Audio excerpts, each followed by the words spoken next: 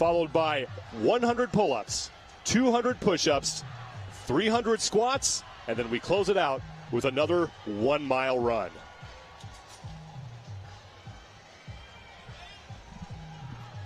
You know, in competition setting, it's so neat that these athletes get a chance to do a hero workout because it's very unique. It's an opportunity to focus on something different when the workout starts to get really hard, when it starts to hurt.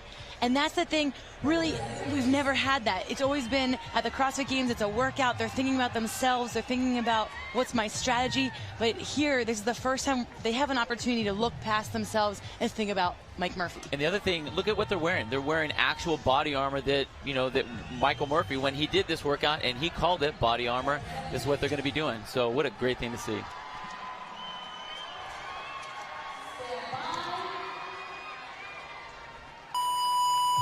For the first time in CrossFit Games history, Merf being done in competition. And we start with a 1 mile run. And with longer events like this, you're not going to win it here, but you can lose it. You absolutely can lose it. All these athletes, they've all done Merf. They've all done it broken up. They've all, you know, run miles and miles and miles to get ready to come here. But they also know that they want to set the stage. They had that day off, you know, that Thursday break. So all these athletes are rested and ready to go. And, I mean, when you have Merf handed to you, it's really hard to go easy out of the gate. You know, you have to have that pace, but these guys want to get up in the front and get moving. The athletes train for the unknown and the unknowable. They've done this, though, so that takes a little bit of that pressure off for some of the people that are not on the top of the leaderboard that we may have expected. This is the day, really, the nerves are out. You're going to see who came here to really compete against the test of the CrossFit Games and who's here just to say, I'm going to have fun and check it out and see where I'm at. And especially this event because they know how it feels. They know where it's going to hurt. The only difference is they're being told how to partition this workout.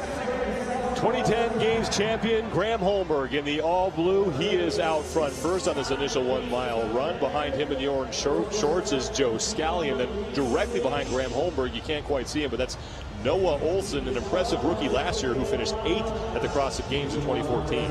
Well, something that I think is going to be real impressive are, let's look at your more veteran CrossFit competitors. They've done Merf more times, just overall, than a lot of the younger guys, but the younger guys come in with such, I mean, their explosiveness, their stamina, their power is just so incredible. So I'm really anxious to see, you know, you have someone like Graham Holmberg who's been around a long time. How many times do you think he's done Merf? At least 10 times. So you know he knows what he's supposed to feel and how he's supposed to feel as he's going through this. Graham Holmberg just passed by Joe Scally, the man out of Canada West. He was a former Cornell hockey player, and I actually got a chance to talk to him a couple weeks before the games, and he said he loves these longer events, and this is certainly a very long event. And when they do this in their own boxes, it's different than how they're going to do it today. Well, one, you have to deal with wherever environment you're coming from. I mean, if you're doing it in Australia, guess what? You're in wintertime right now. You come over here to Carson, California, and it's hot out there. It's extremely humid. You know, we just had that hurricane, all the effects from that hurricane that came through. So there's a lot of things that these athletes are having to deal with that they don't normally have in their own box. And don't forget, in their own box, they're not competing against the fittest in the world. So, you know, when you have that pressure, these athletes running this first mile are not going to be going at their fastest mile pace. That just wouldn't be smart. They're not going to kill it here on this very first mile because they'll have nothing left in the tank for the second mile. If you recall last year, any of the runs, the 333s, we saw it could be very detrimental if you went out too hard, too early. So you're not going to be seeing the best mile time that these guys can put up. Joe Scally is the first man to make the turn at the 800-meter mark, and he will repeat the course that he just did in reverse order, grabbing some water. It is really hot out here. You competed over the last 3 days. You were in the soccer stadium. It's warm. We're up here in the booth, and we're sweating. What are the conditions like down there? Well, first of all, it's extremely humid, so your body's trying to cool off. You sweat like crazy, but that's really difficult to cool yourself off. Rory McKernan is another member of our broadcast team. Let's send it down to him on the field. So this vest that's been produced by 511 is anything but the one that you would have in your box. There's bells and whistles galore that I'll get into here in a second. I had the opportunity, luckily, to sit with Tom Davin, who's the CEO of the company. And really the history of this vest is what's the most interesting, because it was developed by another American hero, Chris Kyle. He talked to Tom, he identified the need for a better vest, for a plate holder is what they call it. It takes the rounds from a high velocity rifle, and these are made for tactical operators, and then he field tested it himself. So what you'll see is that these are not as easy to get in and out as a typical vest. The athletes are allowed to loosen it, but they may not continue until they've resealed their vest again. Now, what the plate has been replaced with is a plate of steel that's been provided by Rogue Fitness. So the male athletes now holding on to 20 pounds total. Now, they're allowed to take these vests home at the end of the weekend, but if I'm being honest, I think after this event, they might just want to leave it here and forget about it. Thank you, Ro. Joe Scally continuing to lead. He's out of CrossFit Samiamu in White Rock, British Columbia. It's his first year at the CrossFit Games. And you got to worry about when you see a rookie go out like this, whether or not he's being smart or whether or not he got caught up in the moment. I'm going to say he's getting caught up in the moment. I mean, most of these guys, if I would be looking at about 7.5 minutes, 7.5 minutes or so for the whole mile. I mean, he's on fire right now, and you got a lot of stuff ahead of you. Even without a vest, an average 800-meter time would be about 3.5 minutes. He hit that 800-meter mark at 3:01, so he is blazing fast with the vest on. I'm going to call rookie mistake, too. Joe Scally underneath the StubHub Center here in Carson, California. He will make a right turn and then head back out onto the soccer field, where he will get to work on 100 pull-ups. Well, looking at the duration of this workout, too, there's no need really to push it and get ahead on this mile. Dude, get ahead the last mile. Right. Save it. Hold back a little bit more, and then that's when you make your move. That's when you push it. Just keep your whereabouts where you are with the group right now for this mile. I think the athletes that are just kind of setting the pace, letting themselves hang out. But you know what? It could be the fact that it's a hero workout. He's ready to fire. He's fired up. Let's do this. Joe Scally emerging to the cheers of this crowd to be the first man to the pull-up rig. The athletes can choose any lane they want. Jacob Hebner is there as Alex Anderson. Matt Fraser also coming out onto the field. Usually when you do this workout in your own gym, you can break these up any way you want. You can't do that here. You got to go straight through, and that makes a big difference. And I'm so excited that it's set up this way, because we finally are getting a true RX of what this workout's supposed to be. 100 pull-ups all the way through. You know, you have to do all of the push-ups and then all of the air squats. This is the ugly way to do it. But this is the CrossFit Games, so what a true testament. What you're going to see is these athletes are going to perform 25 pull-ups, and then they're going to advance to the next pull-up bar, do the next 25, and so on, until they do their 100 pull-ups. So there is a cool little mental break there. You know you get to move, you get to advance, which is good, but you're going to see really the strategy comes down to how many do I do within this 25 at this pull-up bar. And all of these athletes are amazing athletes, so they can bust out 50 pull-ups, you know, without stopping at all anyway. Not a smart move here. I think you could even, most of these athletes, if they wanted to break down to less than 10, they would be fine. If they were doing sets of 5 to 10 with a short break, they're going to be moving, and that's a really smart strategy. When you have numbers like this, it's all about your rest time and just minimizing the rest time. Take those small breaks, but you have to just keep it short. Yep. Joe Scally was your leader coming out of the tunnel. He had a 5-minute, 53-second mile. Rory McKernan has more on him. You guys were talking about the strategy. Joe Scally clearly has thought this out very well. He's doing sets of 5, looking at his watch and waiting just about 5 seconds. For the first set, that worked out just fine. He looks to have slowed just a little bit, but he's thought it out, and we'll see how it plays out through the pull-ups. Thanks, Ro. Joe Scally, as we approach the 8-minute mark. Jacob Hebner is jawing with Alex Anderson. Dan Kaminsky's on the right side of your screen. I'm looking to see some big things from Jacob Hebner in this particular workout. This sits in his wheelhouse. You put any sort of a long grinder one, but basically a body weight movement type of a workout, and he's going to be unbelievable. Plus, he just has he's got that little click in the brain where he's smiling and laughing this whole time. That's a dangerous athlete to have next to you.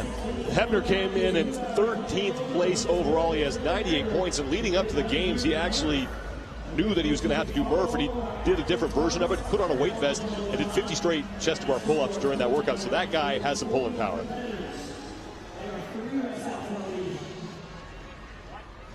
Many athletes have advanced to that second of 4 bars. They do 25 pull-ups on each one of those bars, and they will also partition their push-ups and their air squats. Jacob Hepner trying to get back to work on his now 4th set now of 25. Jacob Hepner is very much in the lead. He's taken over from Joe Scally, who is the leader on the run. Those are big sets of pull-ups that he's putting together, which is great. But again, even the pull-up segment, 100 sounds a lot for a lot of people, but for these athletes, it's not that large of a number. So the time frame that these guys are going to be here is only going to be about 3 minutes or so. Where we're really going to start seeing a separation is going to be on the push-ups. That's where it gets deadly. Well, and the work, it compounds. The effects of it compound because they're wearing that weight vest. Also, if you've ever, a lot of people do this without the weight vest. A lot of people that are not this level. But if you've never done it, it really does. It really smokes your lungs. Really takes a lot out of you. Jacob Hepner is the first man to the push-ups. He will partition these in sets of 50, and each 50 he will move farther up the field. Now, you see that Jacob just got up off the ground. I don't think that was a good move. He should have stayed lower so he doesn't have to actually go down into another push-up. Stay down, stay relaxed. Don't stand up and do extra work when you don't need to. It's hot down there on the ground, but I agree, especially with that weight vest on, it's just a lot more energy that you need to expend. This is Hepner's 2nd year at the CrossFit Games. He was 18th in 2014. He's out of Iron Major CrossFit in Fort Leavenworth, Kansas. Jankowski wearing the white leader's jersey now on the push-ups. This young man was impressive last year as a rookie, sort of tailed off as the games went on. He has a lead here, and this is a much different Koski than we saw last year. Absolutely. Last year in the fitness, in the long endurance event with the triple threes, he was 42nd. So you wouldn't have expected him to do very well in this, but I actually saw him earlier training at CrossFit LA when he was down here getting used to it, and he did, with the weight vest, hand release push-ups and hit 37 minutes. So extremely strong time. I think this is going to be an excellent workout for him as well. 2nd year at the games, you always have that experience, that confidence under your belt. You know the things that you need to work on. You are exposed to your weaknesses, and just the smart athletes are going to work on that and come in a lot better prepared. 11 minutes into event number 3. It's Merf. It started with a 1-mile run, 100 pull-ups, 200 push-ups, and then 300 squats, followed by another mile. And Jankowski, the 20-year-old out of Pori, Finland, the man who came in with the overall lead, working away on his set of 100 push-ups. Every 50, the athletes will move farther up the field. Jacob Hepner in the blue shorts was your leader off the pull-up bar. Next to him in the orange shirt is Alex Anderson. And then on the right of your screen is Dan Tyminski. Jankowski starting to struggle a little bit, but resting on the ground, not standing up. Yeah, I'm surprised. You saw Jacob actually stayed on the ground with the rest of the field, which was a smart move. There's really no sense to do burpees in the middle of Merf. There's no need to add insult to injury. Hepner bringing the water bottle with him. He is on his 2nd set of 50. He is your leader. Jankowski has also finished up. He and Hepner fighting for the top spot in Merf. All 40 men on the field at the same time. Jankowski had an impressive performance in the regionals. He's the only man to win 4 events at a regional this year. Of course, he went on to win that, and he's coached by 2009 CrossFit Games champion Mikko Salo. And now Noah Olson in the blue shorts and black top. The right of your screen is on his 2nd set of 50. Dan Tyminski, who just went out of your view, he's on his 2nd 50 as well. Noah Olson, there was a lot of buzz about him, a lot of hype, and so he really does need a really good showing today to get himself back up there if he wants a chance at the podium.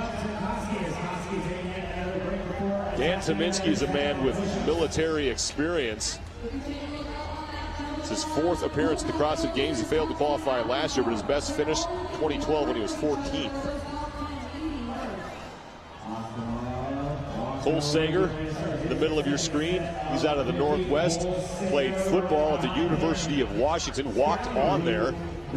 Now with Cole being a larger athlete, that number of reps that he's trying to get together is going to be a lot smaller, so you see him doing sets of 2, but he has to be smart. Keep that rest short. The last thing on push-ups you want is you want those triceps to just burn out, because once they go, you have no choice but to just sit there. And that is the biggest problem with any sort of bodyweight gymnastics movement, is once they go, They're gone. They're gone.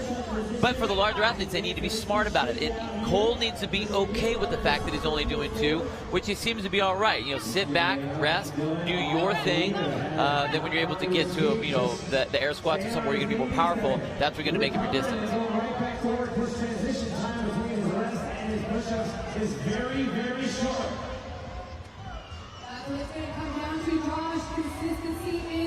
These athletes have to make sure that their body is staying nice and flat. They can't have their hips rise before the rest of their body, or that's a no rep. So it's a little different with that body armor. And you see Noah Olsen has to slow down a little bit and make sure that he makes each and every rep count. It's really easy to pop your hips up off the ground before. And Olsen getting a no rep there. That vest he's wearing has to make contact with the ground, and then he has to reach full extension with his arms at the top of the push-up. And the awkward part is with that body armor, it's different than the weight vest a lot of us have at our gyms. So it is a little different. The thickness, it might hit the ground a little bit sooner than the thigh. It is something that they have to adapt to. I still think that all these athletes, instead of trying to lower themselves down, they should be bouncing and rebounding off their chest. Put that to the ground, rebound, and at least try to give your arms a little help. Sure, think about a deadlift. A heavier deadlift, you stay tight, keep your body as tight as possible, but you kind of bounce off the ground. Use that. Dan Tyminski is the second man to his third set of 50 push-ups. Jankowski was there first, and now Noah Olsen. Those 3 men at the top of your screen. Olsen is in the blue shorts. Tyminski is on the inside, and then at the top in the white jersey is Jankowski, and he's your overall leader coming into this event. Your top 3 in the bottom left-hand corner of your screen. And for Koski, if he can stay towards the front here, there are a lot of tests that remain here in the 2015 Reebok CrossFit Games, but getting up top early and racking up those points, you get 100 for a victory, 94 for second place, and then so on and so forth as you move down. That's definitely going to help him. And look at the technique that Jon is doing. Every time he takes his reps, whatever that number is, and he looks like he's broke down to 2, he actually doesn't come all the way up. He just kind of pulls himself back, lets his arms completely relax, but he's not moving so far away from the movement. Goes right to there. His hands are still on the ground. It's like if you move away from the bar, it takes too long to get back to the bar if you have to actually do the movement. He has the weight vest on, so for anybody that's used to sitting up and sitting back, that's a lot more weight he has. So this is the most relaxed position without keeping that pressure on his shoulders.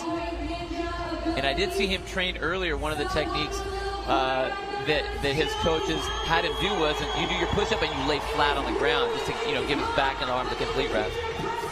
Jankowski continues to lead here. Rory McKernan's on the field with more. Ro? Guys, Jankowski, despite being in the lead, has been fighting against no reps. The rule actually where he's having trouble is on the bottom, where he has to compress his body against the armor on the ground. Oftentimes, like you just saw, the body armor is touching, but his body is not. So he's doing way more than the required 200 push-ups. Thanks, Ro. Jankowski taking a break. Next to him in the all-black is Austin Maliolo. The name of this workout is Merf, and in CrossFit, if you're new to the community, we have named workouts after fallen heroes who have given their lives in the line of service. People might be familiar with Mike Murphy, the man through Hollywood, but they may not know the full story. Yeah, the movie came out, Lone Survivor, that basically talked about the Operation Red Wing and what Michael Murphy did. Basically gave his life for his crew so that they could be rescued. That's what he was trying to do. But the fact that we all get to experience a workout that he did on a regular basis, this was something that he loved to do when he was out when they were on their bases. This is the workout that he did. We all get to experience that now. And, I mean, just what an honor it is for these athletes to be able to put it to the test, for all of us to see. But all the people in the stands and all the CrossFit people out there, all the fans out there, we know exactly what they're feeling. That's impressive. When it first appeared on the CrossFit Games, at the CrossFit main site, it was called Body Armor, then named after Michael Murphy. Noah Olsen and Jankowski were the 2 men to their final set of 50 push-ups, and Noah Olsen's small sets, but very quick. Olsen on the left, Koski on the right. Olsen needs to score some points here. He had a disappointing day on Wednesday, did very well in pure paddle, but then had a disaster in Sandbag 2015. He had his wheelbarrow loaded up fully and then dumped it halfway across the floor and basically had to redo all the work he just did. That cost him precious time and put him back in the stands. He comes in 14th place overall. He's moving so quick through those push-ups. That's impressive. The volume that this guy works at is just incredible. I mean, he's one of those athletes that sees what other CrossFit Games athletes are doing, and he makes sure he matches, if not beats, their volume. Young kid, so he recovers fast, and so a workout like this, an event like this, is definitely something right up his wheelhouse. Bjorgvin Gudmundsson has moved himself into 3rd place out of the Meridian Regional. We approach 20 minutes in Merf, the first time it has ever been done at the CrossFit Games. So on Wednesday, we got a little taste of the test of this 2015 Reebok CrossFit Games. And the cool part is that this event is the long event of the test. You know, in Greg Glassman's definition of what is fitness, he says go long every once in a while. So we're not going to see all of the events here at the Games be this long event. But, you know, in years past, people started just doing these short little Metcons, and they avoided doing these long workouts, these long events. So I love having them come back because it's always a reminder for people, you can't just do the short little, lift real heavy and do your short little Metcons. Right. You have to do this once in a while because the stimulus there is just so great. So I love testing these types of events. Well, then the other aspect of that, we went all in the water.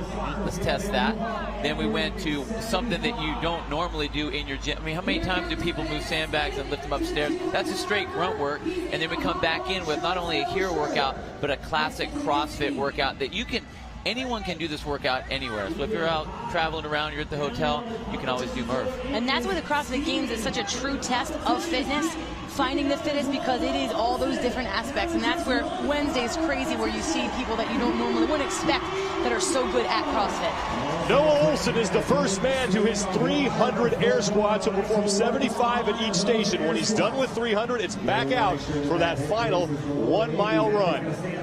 So with Noah Olson, what's really going to go in his favor with this is not only the fact that he's a great athlete, not only the fact that he has a great engine, he's a little bit shorter than some of the other athletes, and look where his feet are. He's a little wider, so that's shortening up that range of motion. Super smart for this move.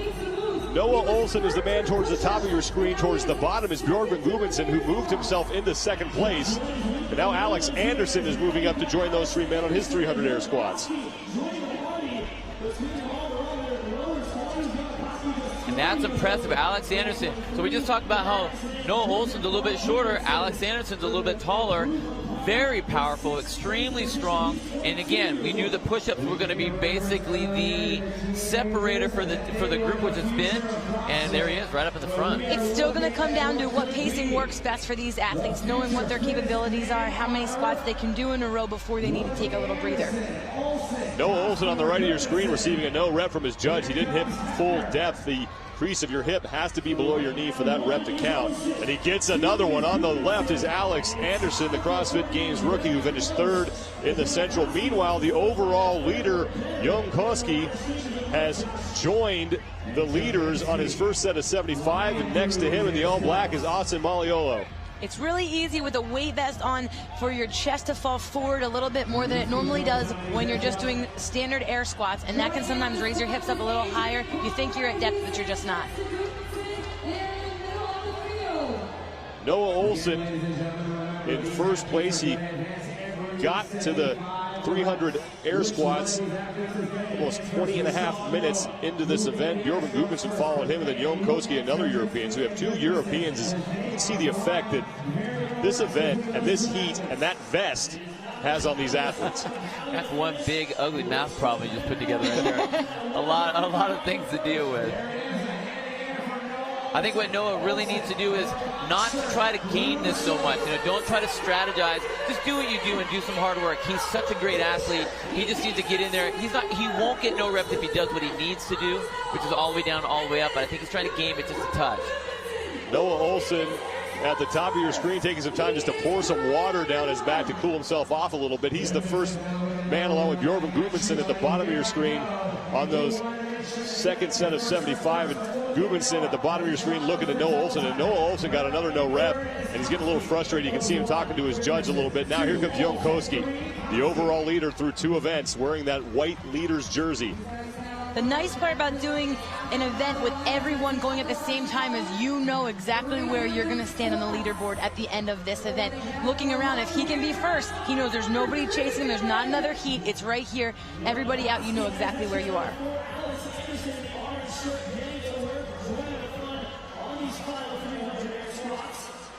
Noah Olsen so far has had a very good pace. Behind him, over his right shoulder, is Dan Tominski, and next to Tominski is Jacob Hefner, who did very well on the pull-ups. Bjorgman Gudmundsson, second in the Meridian Regional. He did gymnastics for 9 years and soccer for 14. His brother actually signed him up for the Open in 2012, and here he is at the CrossFit Games. Man, he's moving so well also. It's not super fast, but he's making every rep count, and he just looks comfortable. Very relaxed. That's what you need. You need to have this in these long events. Push just enough to where you're not hitting that red line, but staying comfortable, staying consistent, staying nice and calm. Bjorgman Gudmundsson has managed to pass up another man from the Meridian Regional. That's Junkoski, the 20-year-old from Pori, Finland. Man who was coached by 2009 CrossFit Games champion Mikko Salo. Gudmundsson still in second place towards the top middle part of your screen. The athletes working their way from left to right on your screen. And after 300 air squats, it's back out through the tunnel on a final 1 mile run. Matt Fraser, the man who finished second last year at the CrossFit Games, he's in the orange on the right side of your screen. He has the beard. One of the favorites to win the 2015 Reebok CrossFit Games. And now Bjorgman Gudmundsson has taken the lead from Noah Olsen, and he is on his third of 4 sets of 75 air squats. Again, real smart with that water, pour it on his body, let that slight breeze. You can see the flags out there barely moving. So you need to do whatever you can do to try to stay as cool. That water on the shirt's going to be nice, especially when you have that body armor blocking everything. Couple different options you can do here. You know, I've seen people when they have high volume squats like this, they'll go really fast for 10 and then take a break really fast. His speed and his pacing, his tempo, very, very proficient. Noah Olsen has now joined Bjorgman Gudmundsson on his third of 4 sets of 75. Jon Koski is there as well. So the 3 men who separated themselves in the push-ups, Jon Koski, Noah Olsen, and Bjorgman Gudmundsson continue to lead Merf this final 300 air squats before that last 1 mile run. One other thing we need to note while we're watching all these athletes doing all these air squats. The last time we saw an event like this was the beach workout way back when, 2010. Annie Thorisdottir had her, 2012, Annie Thorisdottir was putting her hands on her legs for the air squats. So there was always kind of a shuffle in the CrossFit community of if that was okay or not. They were told that for this event, you are not allowed to touch your legs. So you're seeing some of the athletes are holding on to their vests, hands down to the side. But man, we're getting the absolute true testament of what this workout's supposed to look like. That's Matt Fraser, who is almost done with his second set of 75 air squats. Fraser coming in third place overall. He had a great performance on Wednesday night in Sandbag 2015 for the Champlain Valley CrossFit, and Fraser is the man who, as a rookie, pushed 4-time fittest man on earth Rich Froning through the final event at the 2014 Reebok CrossFit Games to finish second. Thus the high expectations coming into this year. No rep for Matt Fraser, but continues to move. Still looks so strong, and we know his legs are so powerful with all of his Olympic lifting background. So he has that nice little bounce out of the bottom, which is going to help out. Noah Olsen now has that towel on his neck, trying to cool himself off again. It is very warm down there and very humid, unusually humid. But if anybody can handle it, it would be Noah Olsen. He's out of Miami Peak 360, so he's used to this. Very much used to this, but Bjorgman Gudmundsson, who continues to lead here on his final set of 75 air squats to complete 300 total. Let's send it down to Rory McKernan. Guys, I'm down here on the field watching these athletes go. Bjorkman did not get to the pull-ups first. He didn't finish those first. He made a slow comeback from behind Noah Olsen, took the lead, and now he looks unstoppable. When they got to the 225 reps, he was just up and down like a piston. He's taking very few reps, whereas Noah Olsen is just doing what he can. He'll go fast, stop, shake his legs out, go slow. But Gudmundsson has taken only 2 breaks so far in his final set. Thanks, Ro Jonkowski. Another European has joined Bjorn Gudmundsson on his final set of 75 air squats. Koski in second, Gudmundsson in first.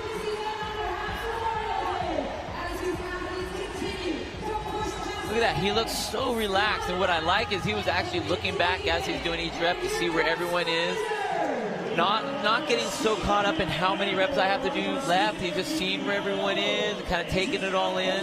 Just keep on moving. Such a long event, like Rory said, not first to any of the movements, but that's not what it's about. In a long event, it's what do you have left at the end. Matt Fraser on his final set of 75 as well. Gudmundsson comes in 6th place overall. Plenty of tests remaining. This is just day 2. But 100 points for winning this event. You're going to go a long way. And Fraser's peeking to his left, looking around. It looks like he's ready to make a move as well.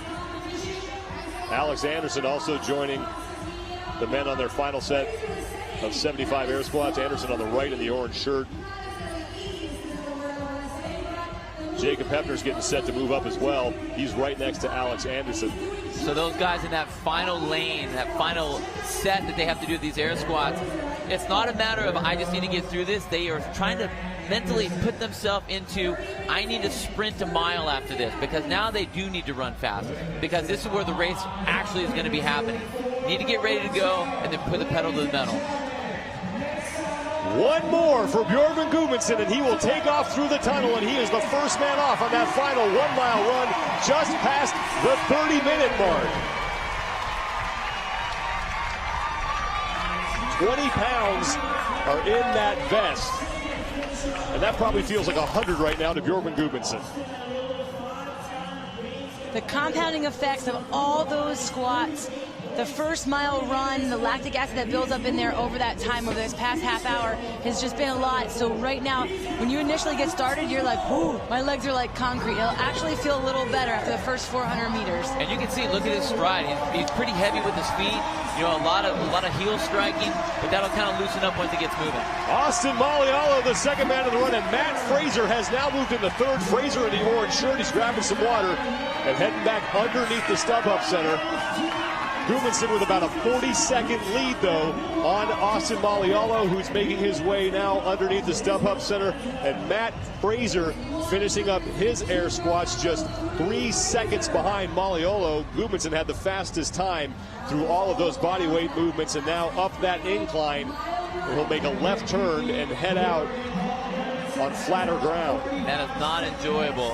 I mean, one, you just got your start your run. Two, you just had all those air squats, but that hill's not going to be enjoyable. Now Noah Olsen is through his 300 air squats, and he will try to catch the 3 men who got out ahead of him.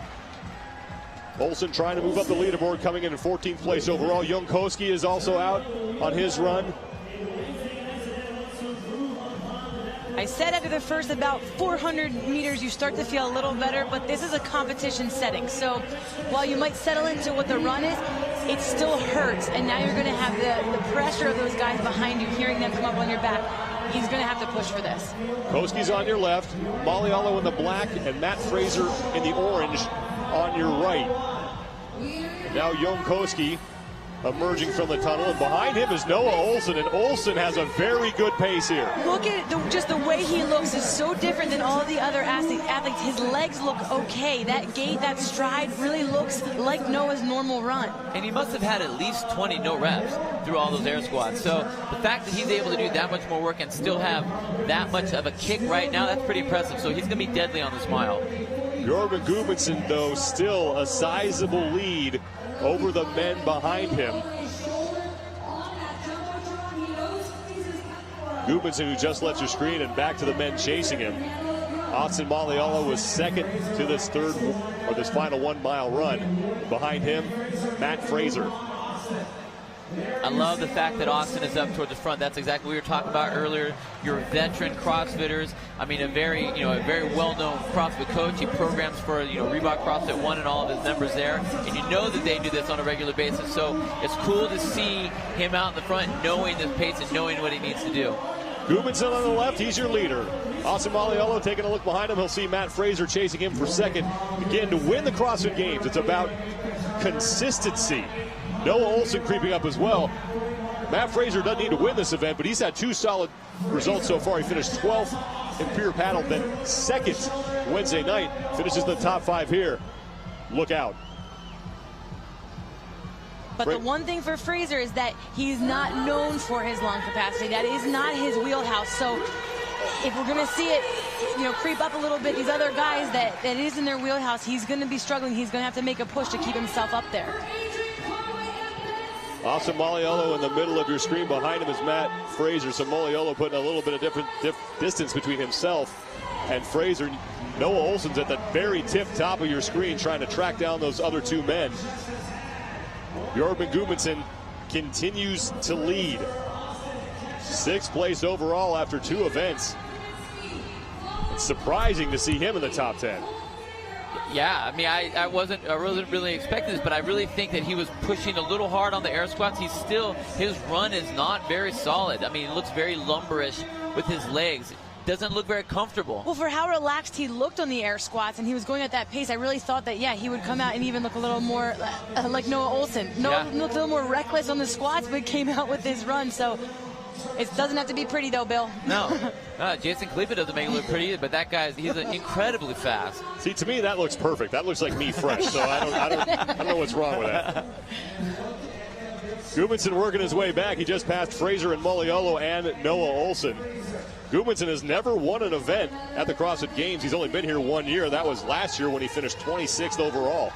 Psychologically, when you hit that 800 meter and you start to pass other guys, boy, that feels good. So right now for him, he knows he's over halfway. He just has to keep pushing, get himself back there. So he'll have what it takes, I believe. But, a surprise for him, but getting that 1st place win, that's only going to help bump him up the leaderboard coming into today in 6th place. Malleolo making the turn for home, as is Matt Fraser. Noah Olson in the blue shorts at the upper left part of your screen, just left your picture. He'll make the turn as well. Now Fraser turning it on a little bit. Matt Fraser said last year before the games he didn't run at all. 0, no running. He's worked on that, and remember in the regionals he won event 3. That was that grueling long event. Fraser has worked on that, and now he's threatening to take over 2nd place from Austin Malleolo. It looked like he was trying to compose himself for that first 800, knowing where the kick was going to need to come in. Really no sense of wasting the energy, and look at that. His run looks a lot better. It looks like he's controlling his vest. That's impressive. He lost a lot of weight, too, so he is able to carry his body a little differently than he did last year as well. The crowd erupting as Matt Fraser made the pass and now sits in 2nd place behind Bjorgman Gudmundsson, who is comfortably out in 1st. Noah Olson still in 4th, and Olson needs a solid result here. He came in 14th place overall after the first 2 events on Wednesday. Gudmundsson has to be happy with that. He looked behind him and didn't see a single athlete. Final leg, Cole Sager, the man with no shirt and that vest on, who just left your screen, also out on his run. Lucas Hogberg in the orange just left the screen. He's out on his final 1 mile run. And now Bjorgman Gudmundsson down the hill. And this has to be the most enjoyable part of the run for Bjorgman Gudmundsson on that decline. 100%. 1, you can slow down just a touch because you know those guys are way back there. 2, you have a little downhill. And 3, you know that it's almost over. Well, and plus literally light at the end of the tunnel. It is light at the end of the tunnel. It's a home stretch, and you know the crowd is waiting for you back at the stadium. It was a lonely run there for him, and he's going to come back to the warm welcome of the crowd.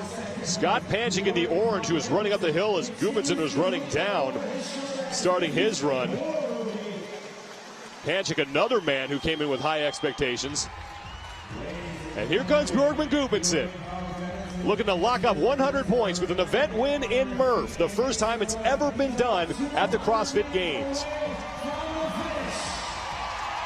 Bjorgman Gudmundsson, hearing it from the crowd as they anticipate his emergence from the tunnel at the StubHub Center, rising to their feet to salute the man who's going to win this event, Bjorgman Gudmundsson. from Iceland. Hearing it from this crowd at the StubHub Center, and Gudmundsson will take event number 3, Merf, his final mile time just around 8 minutes. So impressive, so impressive. Slow, I mean, you say slow and consistent wins the race. He was, I don't want to say he was slow, because obviously he won the race, but it was so smooth, pace, and control. Tempo. He just had it all the way through those early parts that he could just have it. It didn't have to look like the best, the easiest run from there at the end, but he had enough in the tank. This looks so relaxed, impressive. So that was a great run. Great Gudmundsson takes a bow as Matt Fraser, now the second man out of the tunnel. Matt Fraser will finish second for the second straight event. Noah Olsen in third as he had passed Austin Malialo. Olsen in the blue shorts behind Fraser. Great result for Noah Olsen. He absolutely needed that after his disappointing finish in Sandbag 2015. Matt Fraser is in. He will finish second, and Noah Olsen saluting the crowd. He will lock up third place, and Olsen will earn 88 points for that result. Fraser will get 94. This is exactly what Noah Olsen needed, and now he has the momentum. Now his games have begun. Austin Malialo, he will finish in fourth. Malialo, his 5th appearance at the CrossFit Games. His best result was when he finished 6th in 2010, and he will lock up a 4th place finish. Malialo earning 84 points for that result. And coming in today in 38th place, that absolutely, again, for him, will bump him up the leaderboard. His game starts today. For a lot of these typical CrossFit athletes that we hear all the time, or familiar names, this is where it begins, and now you're going to see that fire lit. Jankowski getting set to exit onto the soccer field on the final leg of his 1 mile run. It seems like it's 100 when I look at it. 1 mile run across the soccer stadium here. What a great first 3 events for him. I mean, that's the way you want to start off the CrossFit game. Great position for such a young athlete. Mikko Salo was the last European man to win the CrossFit Games. That's in 2009. He's Koski's coach, and you could be looking at the next European superstar in the men's division.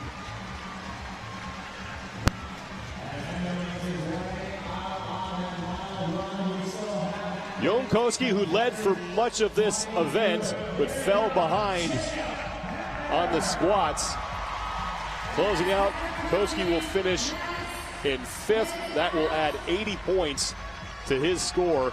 He came in with the overall lead. Jacob Hepner will finish up. Hepner, a 6th place finish. That will be good for 76 points.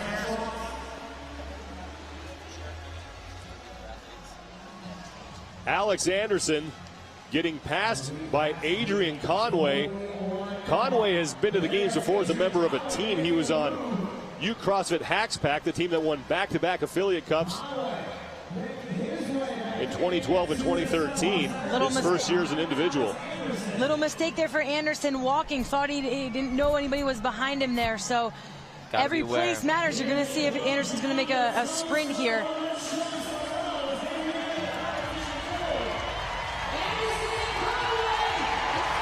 Adrian Conway and Alex Anderson, it's a foot race. Anderson's starting to pull away, 2 former football players, but here comes Adrian Conway, and Conway is going to win that foot race. Can you imagine how bad that would feel on your legs, having to sprint that fast after all that work? Oh my word, yeah, There's going to be little hamstring issues on that one, I think. They're going to be feeling that. Adrian Conway's used to running away from people. He played running back at Weber State. In high school, he ran for 337 yards and 5 touchdowns in 1 game. But that right there, that shows how important each of these places are. You got to get the points that you can when you can, so you can't just let someone just sneak by you like that. That's going to be a place on Sunday when people look back and they say, ah, that was the moment. That was the time where I got past, and that was a huge mistake because that's precious points. Points are points. Back on the course, meanwhile, Lucas Hoberg, Dan Kaminsky. We've also had Ben Gerard out of Australia finish. He locks up a 9th place finish, and then Ben Smith as well. He was 10th in this event.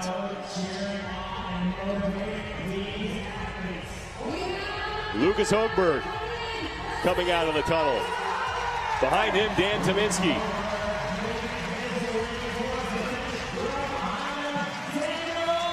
Hoberg coming in 4th place overall. Great result for him. And Lucas Hoberg making sure that no one catches him, gets across the finish line. Hoberg, his second year at the CrossFit Games, he was 23rd in 2014. Dan Kaminsky finishing up just inside 44 minutes.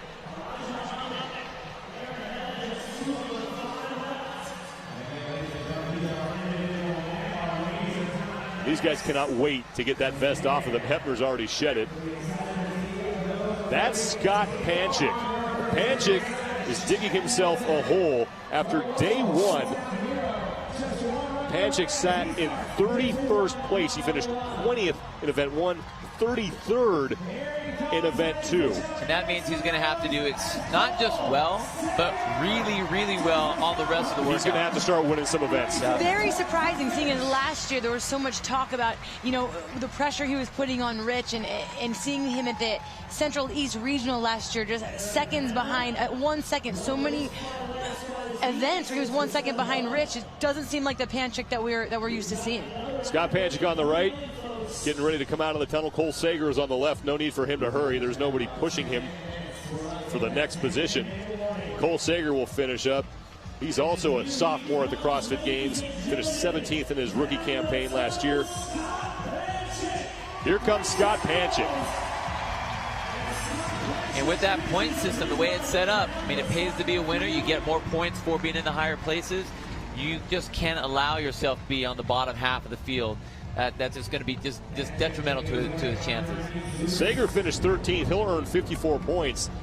Panchik will get across the finish line, and that'll be 52 for a 14th place finish. So a decent result for Scott Panchik.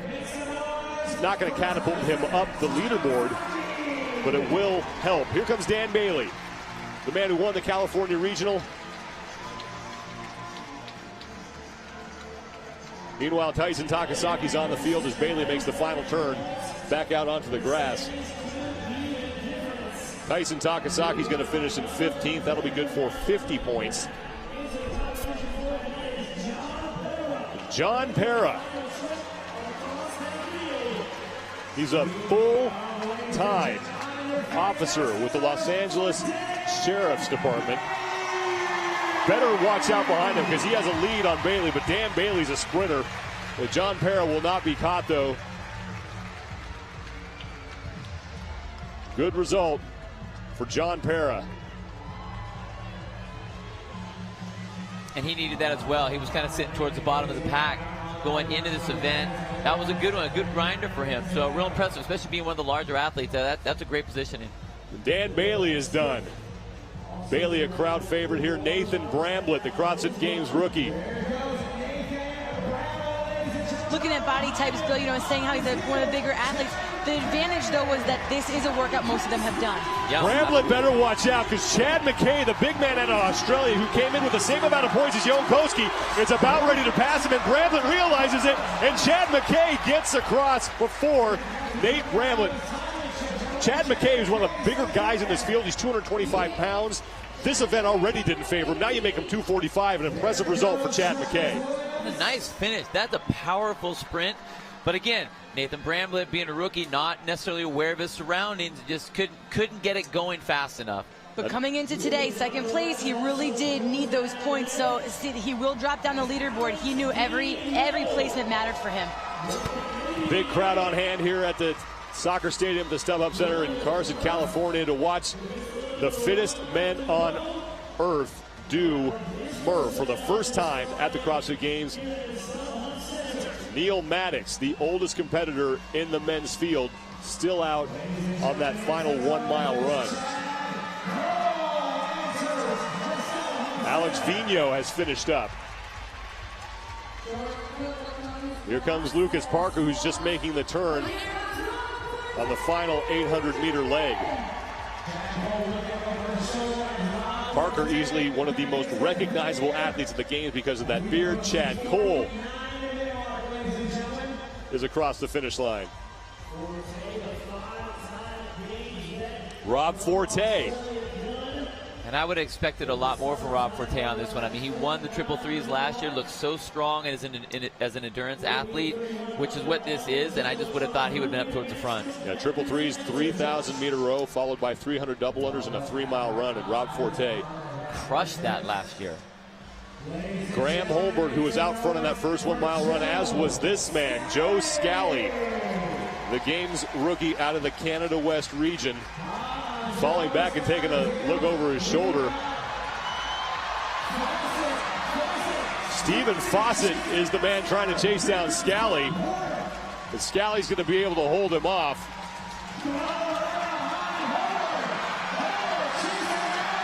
Graham Holberg is trying to chase down Con Porter as Fawcett gets himself across the finish line. Porter on the left, Holberg on the right. Holberg has passed Porter. Porter, the man who won the opening event, finished second in the opening event to Yonkowski. The two of them are now done as the 2010 Games champion, the only former champion in the men's field here. Holberg came into this event sitting in 8th place, so probably going to drop him a little bit down the leaderboard, but he still always knows, a very intelligent athlete, veteran, knows about getting those points. Still had it in him to make that push at the end. Spencer Hendel, another big athlete, 215, now 235 with that vest on him. He's across the finish line. That's Nick Urankar right behind him. Urankar finishing up as well. Well, and that's where we can kind of compare it to the triple threes. That was our long event last year, but they weren't wearing a vest. They weren't wearing body armor, so that really does make a difference when you're seeing some of these guys that you wouldn't normally expect to do so well or do so poorly. Let's send it down to Roy McKernan, who's been on the field for this entire event. Ro? Guys, I'm down here looking at one very lonely squatter left alone completing his work. It looks like to be Jordan Cook. Elijah Muhammad was the last one out the door. He left with about 10 minutes left. Here's how it works if athletes don't finish the event. There's 3 checkpoints. One is finishing the squats, the second is the halfway turnaround at the run, and the third is finishing the tunnel portion of the run. So athletes who do not finish the actual workout will not be forced to do the last run, but they'll be ranked according to where they finish there. Thanks, Ro. Jordan Cook, the only man not on the run. That's Elijah Muhammad, who's following Phil Hesketh. Neil Maddox finishing up. Jordan Cook is finally done with his 300 air squats and walking his way towards the tunnel. Roy Gamboa is also on the field. He'll finish behind Neil Maddox.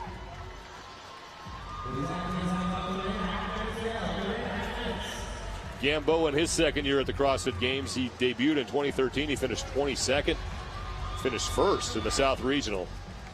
Top 5 unofficially for Merf. Jordan Gudmundsson, his first career event win at the CrossFit Games, and he's followed by a pair of Americans, Matthew Fraser and Noah Olson, rounding out the top 3. Then another American, Austin Moliolo, and then the Finnish sensation, Yonkowski, the youngster who came in with the overall lead in 5th.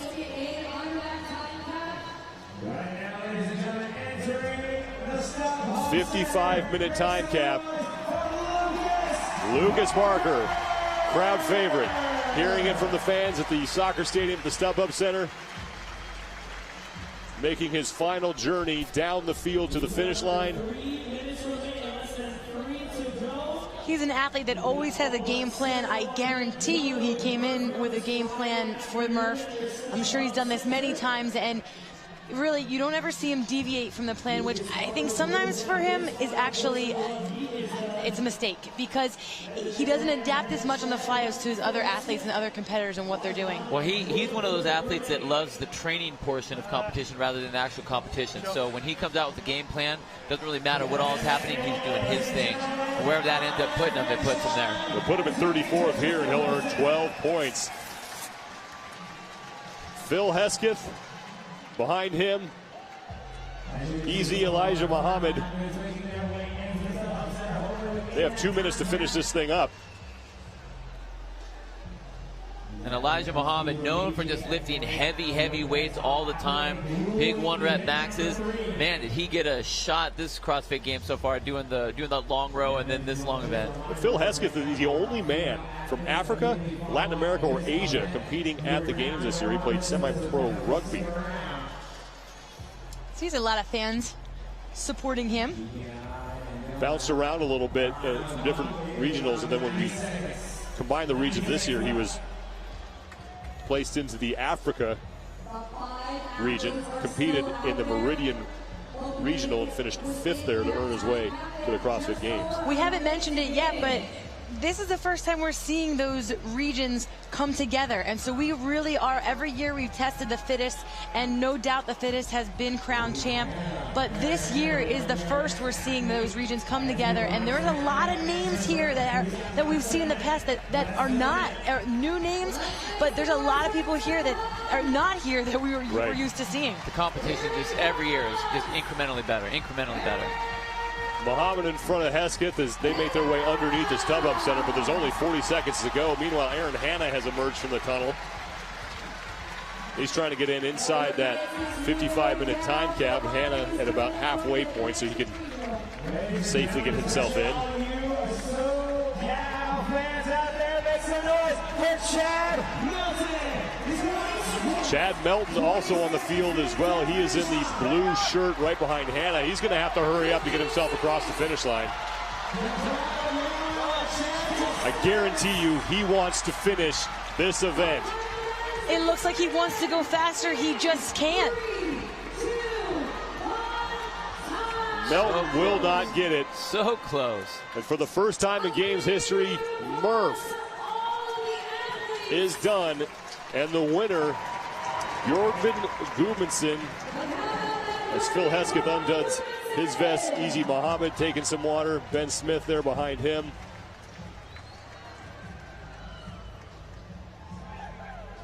Melton could not quite get himself across the finish line, signing his scorecard. Top 10 unofficial results. Again, the winner, Bjorgvin Gudmundsson, followed by Matt Fraser and Noah Olson, who needed that result. Austin Malialo, and the overall leader coming into this event, Jon Koski, rounding out the top 5. And when you see the top athletes in the world looking like that, you know this was a grueling event. Great finish here between Chad McKay, who chased down Nathan Bramblett. Chad McKay, that's impressive for a man who weighs 225 without that vest. And then in third place, Noah Olson really kind of struggled in the beginning, but he's just his endurance and his tenacity when he's competing always puts him up into those great places and great finishes. Second place, Matt Fraser. Matt Fraser, this guy, talk about a guy who doesn't have an engine. Wow, he's proving everybody wrong. Whatever weaknesses he's had, they aren't weaknesses anymore. So guess what?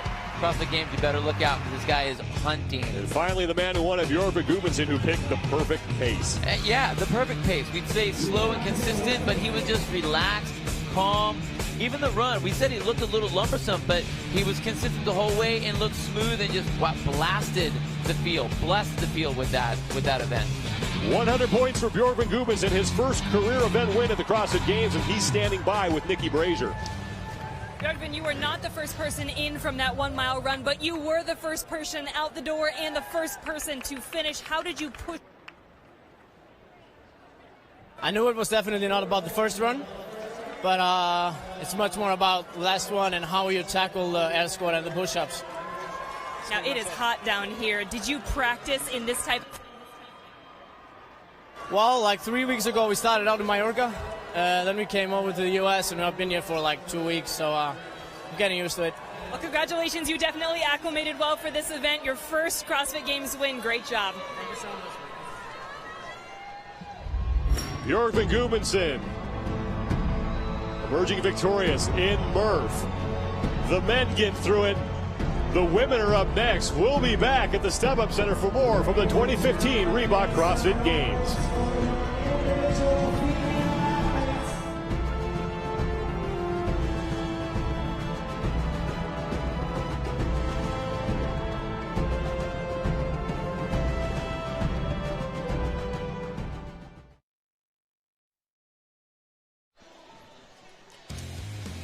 It's the women's turn to take on the hero workout known as Merf.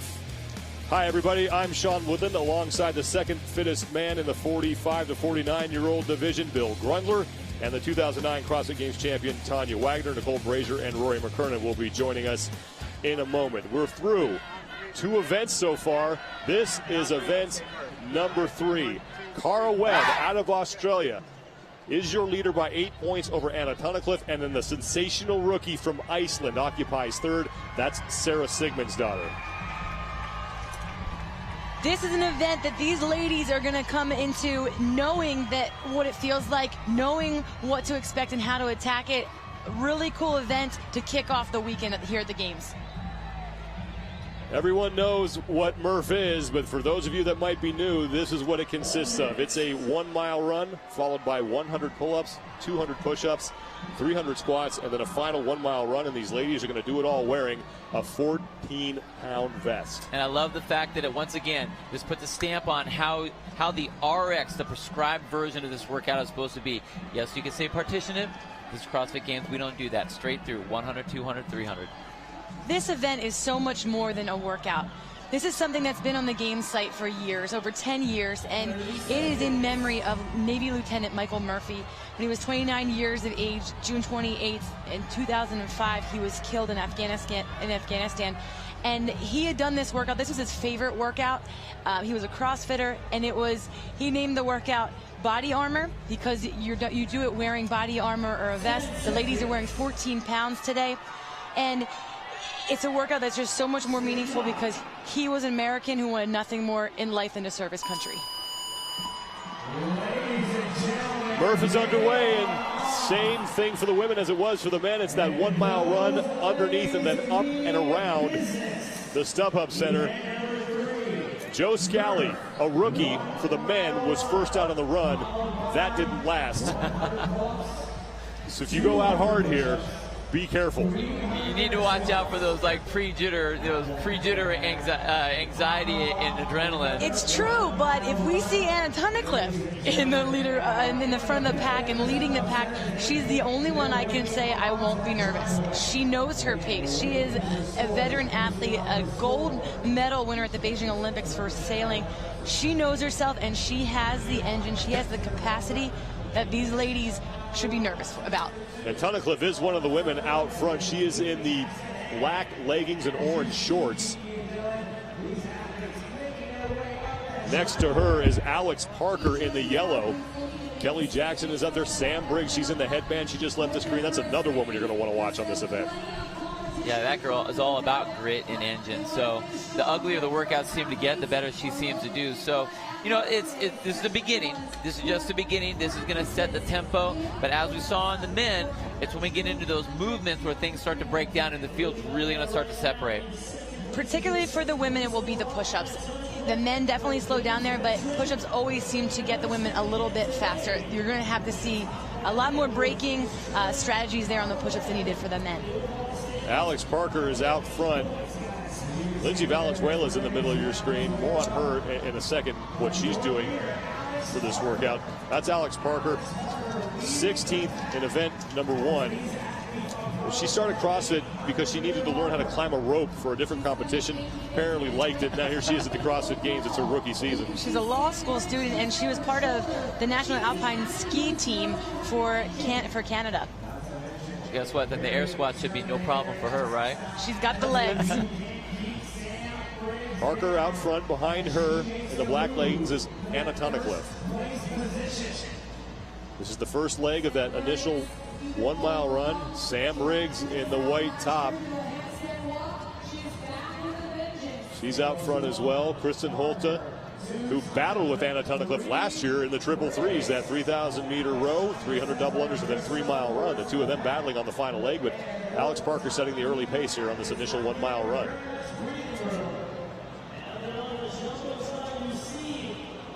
Parker comes into this event sitting in 20th place after day one. Camille LeBlanc-Bazinet, the defending champion, looking at her watch in the yellow shirt and the white and black hat, middle of your screen, staying with the pack. Alex Parker will be the first woman to make the turn. She's followed by Anna Tunnicliffe. Look at the tempo, look at the pacing that they have. That's a 6-minute mile pace right out of the gate. That could be dangerous. That's a lot. That's really fast. Especially when you see who's just behind her. I think that's another rookie mistake here, similar to the guys, because Anna Tunnicliffe, Sam Briggs, they always set the pace that nobody can touch. The rookies out front, that's Alex Parker in the yellow behind her. In the black leggings, orange shorts, Anna Tunnicliffe, a veteran behind Tunnicliffe, another veteran and a former champion, the 2013 fittest woman on earth, Samantha Briggs. Tunnicliffe's coming into today in 2nd place. Sam Briggs is coming into today in 5th place. Very important win for these girls. They're important for them in this event to stay atop the leaderboard. They really do need to place high, and I think the field knows that they definitely can do it. Hit the 4-minute mark. Alex Parker continues to lead. Anna Tunnicliffe, she is in 2nd. Tunnicliffe came in 2nd place overall, just 8 points behind Cara Webb. Tunnicliffe won the final event on Wednesday, Sandbag 2015.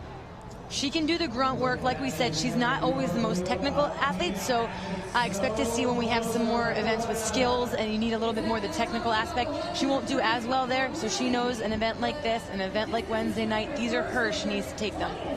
Parker in first, behind her is Anna Tunnicliffe. Kristen Holta and Sam Briggs behind them. Kelly Jackson is behind those two women.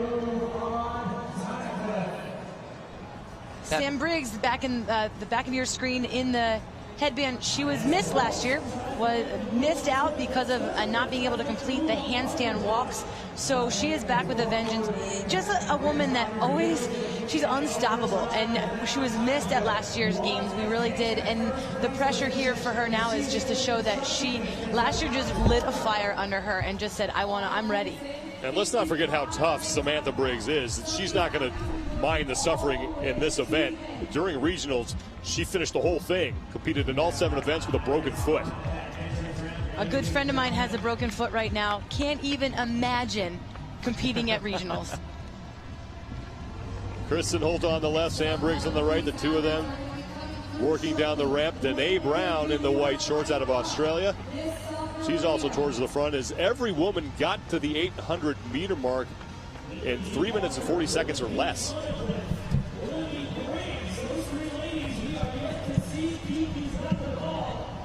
Anna Tunnicliffe starting to put on her hand guards as she's now going to get ready for 100 straight pull-ups. And we mentioned this during the men's competition, but it's the same thing for the women. They don't get to break these up. They have to go straight through. For the ladies, that will cause, they're fantastic. They can handle high volume, but particularly for the ladies, they really need to be smart with how they're pacing out their chunks of 25. They all can do more pull-ups, but upper body, there's a lot of upper body work here for these ladies with the 100 pull-ups and 200 push-ups, so they really will be smart. You're going to see some different strategies for breaking them up. Alex Parker first to the pull-up bar. She's followed closely by Anna Tunnicliffe, Sam Briggs, and Kristen Holtic. Kelly Jackson and Danae Brown are also on the field. And Parker getting right to work. That's pretty impressive. Going straight from that run, a little bit of a chalk and right to the bar. No waiting at all. That's an impressive. Even though she's a rookie, that's pretty impressive. Listen, but is she going to be able to hold on to that? That's the question. We're only 7 minutes into this. If you take a look at the structure in the middle of the field, it was built by Rogue Fitness. They're calling it Zeus. It's the biggest rig they've ever put on the field here at the soccer stadium, and Rory McKernan has more. Yeah, Sean, this is the last time the ladies will be in the shade, because the only shade on the field is being provided by this mountain of steel. Like you said, it's called Zeus, and I think the Thunder Crowd would be proud. It's 85,000 pounds. That's about 42 tons, 20 feet tall, 242 feet across means that it spans the entire field, and it's modular, which means that tomorrow it might get an entire facelift, which gives Dave Castro a little bit of leeway with programming as well. Thanks, Ro. And an army of volunteers who are the unsung heroes of this event built this whole thing in less than a day. I think you could put an apartment complex on top of that thing. It's so massive. The women will advance every 25 pull-ups. There's 4 pull-up bars. Kelly Jackson's on the left.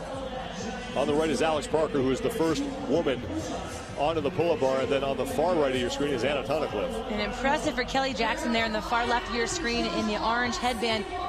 Ripped out about 10 pull-ups there, surprising a big chunk like that, but she looked very relaxed. I mean, also being a gymnast, as you're going to have those kind of movements. They are going to have the upper body strength. It's going to be a big, big feather in their cap over the other women.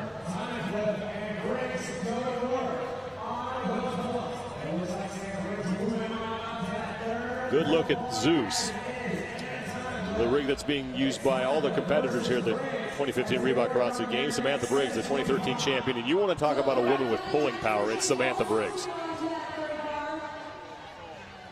Anna Tunnicliffe is on the left, Sam Briggs is on the right. Those two women are now starting to separate themselves here on the pull-ups.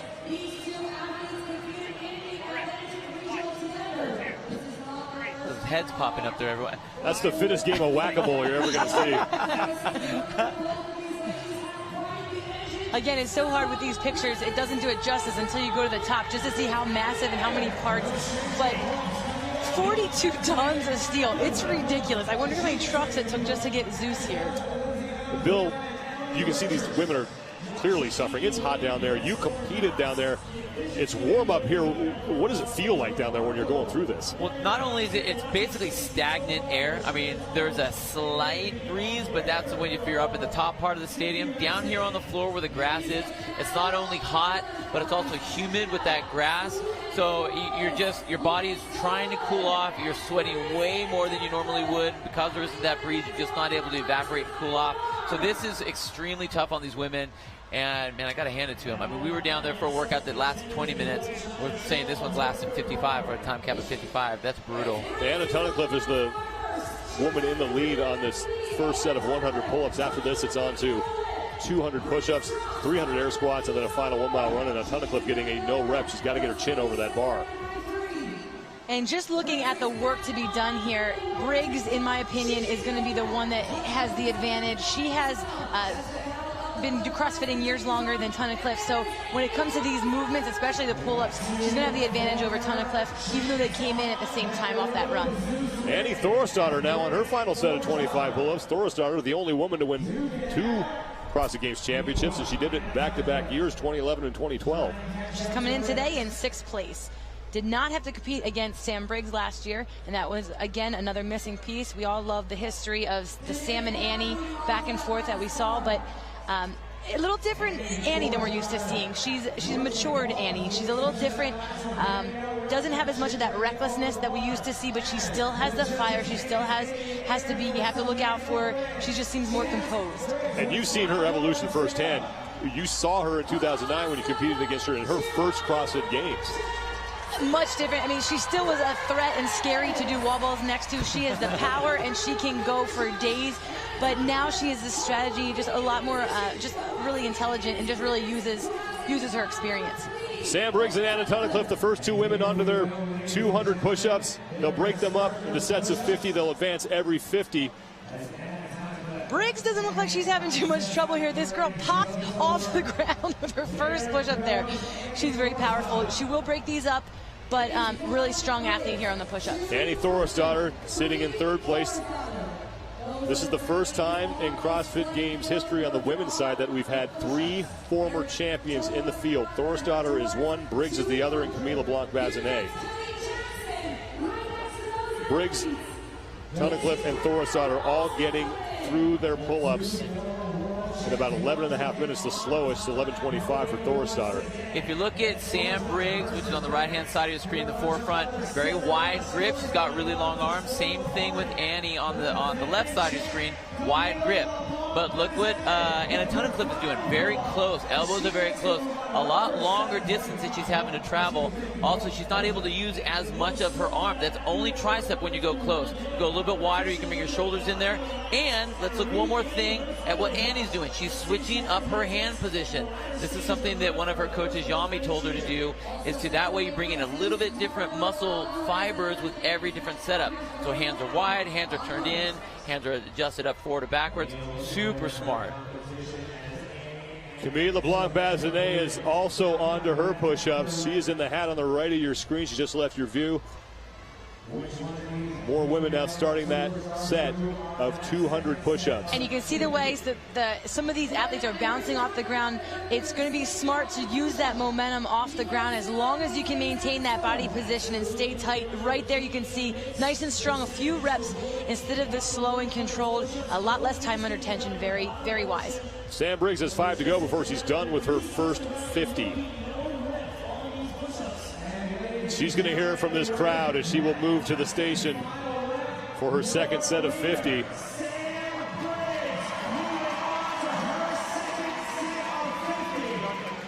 Sam Briggs has been injured all year. She had a little bit of a back injury that she dealt with during the Open. Then she had the broken foot during regionals. But I've said it before, an injured Sam Briggs, the banged up Sam Briggs, is still Sam Briggs. Yeah, you don't ever know. I mean, that's the whole thing. You really don't know. All these guys come in banged up, but it doesn't matter the degree that Sam Briggs comes in banged up. She'll still keep herself at the top. She never, ever lets anything get in her way. She constantly is moving forward, constantly driving through any pain, constantly driving through any obstacle. And I think that's what makes her such a, well, one, she was a champ, but two, she's just a threat because of that to all the other athletes. And don't forget, she's 33 years old. She's not in her 20s like some of these young girls that can recover so fast. I mean, she is in the older bracket, and she still is able to compete at this level. Annie Thorschauer getting a no rep on her second set of 50 push-ups. Meanwhile, Camille LeBlanc-Bazinet is trying to catch the leaders. LeBlanc-Bazinet has some work to do because she was pretty far down the leaderboard. Now Emily Bridgers, the middle of your screen, in her rookie year as an individual competitor, finished 6th. She comes in with some high expectations. Both these women sit in 22nd, 23rd for Bridgers. They are not where they expected to be going into the Friday of the games, but for both of these athletes, they have a lot of work cut out. It's going to be, if they can handle mentally, what it's going to take to get them out of that hole. And Camille has a history of not being able to do that as well. Really hoping we see a shift for her this year, with it being Friday and an event that's familiar to her. If she can handle her own and hold her own here, we should see her start to creep back up. Sam Briggs in the middle of your screen is your leader. She's fighting with the woman on the left of your screen, Anna Tunnicliffe. Briggs had about a 30-second lead on Tunnicliffe and a 45-second lead on another champion, Annie Thorschauer.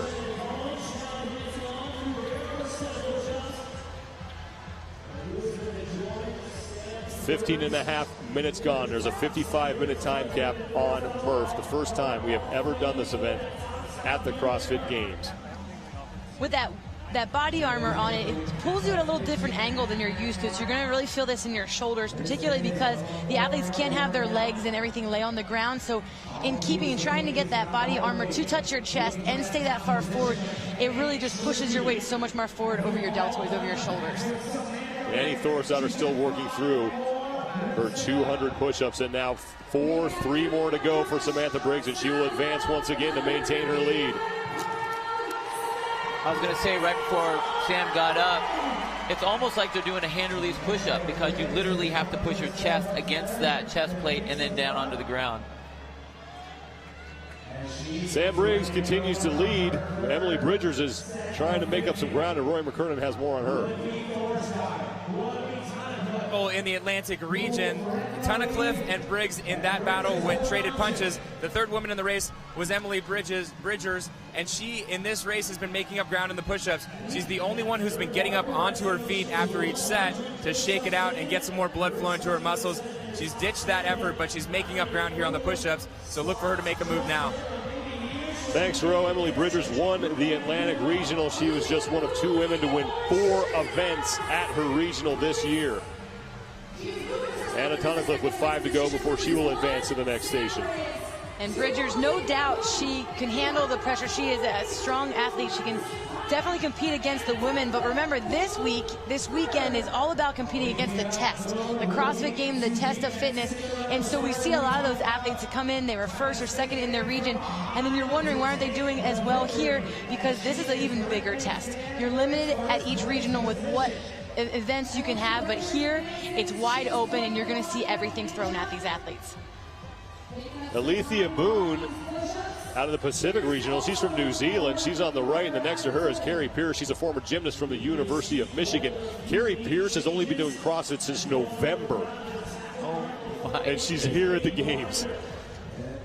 That's when you know you're just all-around good athlete coming into. That's pretty impressive. She's 26 years of age and just qualified after her first regional, just on a whim went into the open after 3 months of CrossFitting, and here she is on the big stage. If this is her first year, it's definitely a name we're going to see in the future. Sam Briggs is still your leader. And Briggs missed qualifying last year. She did not have a chance to defend her title of fittest woman on earth, and she's definitely looking to reclaim that here in 2015. For Sam Briggs, too, she's training out of Miami. Another one familiar with this heat, with this temperature, so never seems to bother her. Nothing really seems to bother her or affect her in the atmosphere, but even more so, she's used to this. She and Anna Tunnicliffe, your top two, and unlike the men, where we saw the leaders on the run sort of fall back, the leaders on the initial run here for the women are still out in front. But I think the reason they're still in front is because it wasn't all about the run for them. They were able to have a decent pace, but they're also good at pull-ups, and they're strong enough for the push-ups. Sam Briggs has a new challenger for the top spot. Alethea Boone in the orange on the left of your screen has now moved into first place, a couple of reps ahead of Sam Briggs. Alethea Boone out of CrossFit Active Artarmon in New South Wales actually carried the torch for the 2000 Sydney Olympic Games because she was on the Olympic reserve team for New Zealand. Down here on the field, you can see Alethea Boone is on a charge. She's just taking it inch by inch, little bite by little bite. She's doing 2 reps at a time, but virtually no rest. She'll sit back on her legs, shake it out, and go back to work. Whereas Sam Briggs is pulling off maybe 3, maybe 4, but taking long breaks in between. Alethea Boone's starting to run away with this. Your two leaders, Alethea Boone, who managed to sneak up on Sam Briggs. Former gymnast here, so she needs to get her points, make this distance up here, because Sam Briggs, with a triathlon background, once we get on the run, I think for Alethea, then she has her work cut out for her. So she does need to keep creeping and keep putting that pressure on Sam here. As long as Alethea can keep that strategy, though, of short numbers and short reps, she's going to do just fine. She was looking basically like a metronome, just on for 2, off for 2, on for 2, off for 2. It's going to be impressive to see if she does the same strategy with the squats, and then exactly how much power she's going to have left for that run. Boone is on your right, Carrie Pierce is on your left. More women starting to push Samantha Briggs now for that top spot. Pierce, another former gymnast of 18 years. Kristen Holta is now there as well. She's right next to Sam Briggs. Briggs at the bottom of your screen. Emily Bridgers has moved up. Briggs and Boone, though, are leading by about a minute over the field. Anna Tunnicliffe, who was in second place for most of this movement, has now fallen back as Alethea Boone and Carrie Pierce are pushing Sam Briggs for the top spot. Now here comes Anna Tunnicliffe. Tunnicliffe in the orange shorts towards the upper middle of your screen.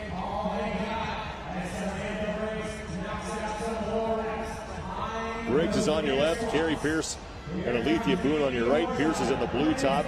Alethea Boone is in the orange. The stamina that the women have in their upper body, if you're a gymnast, is just that much greater for 18, 20 years of being a gymnast. They really have that advantage then with that muscular stamina and being able to go the distance for these 200 push-ups. Upper right-hand part of your screen, Alethea Boone has taken over first place from Samantha Briggs, but not by much, as Briggs is now going to move on to her 300 air squats. Every 75, the athletes will move up to the next mile marker. Yeah, Boone needs some points. She finished 39th and 29th in the first two events. She's 37th overall. And already there's that tempo difference between Boone and Briggs. Look how much quicker Briggs is moving, and this is where she excels. When it's with the legs or anything in that realm, she just can take on so much pain and can continue going so much longer than anyone else can. It's just so amazing. Briggs is 4 inches taller than Boone as well, so she makes it look that easy. Just knows her body, knows how to move. Samantha Briggs came in 5th place overall. She's only 56 points back of Cara Webb, who is your overall leader. Look at even the body position. Alethea is starting to lean over a little bit more. That's going to be real taxing on her back, especially when they get into the run. But Samantha Briggs, nice and tall, allowing her to breathe. She's not going to miss any reps. She knows she can hit that bottom position and bounce out. Standing up, get those hips open up forward, make every rep count. And that's where that extra body arm, that 14 pounds pulling you forward, you really want to keep your chest up because your low back is really going to feel this.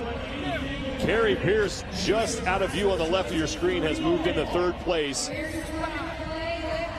Every 75 air squats, the women will move up a station. 3 leaders in the upper middle portion of your screen. And Kristen Holte has now moved up into 4th.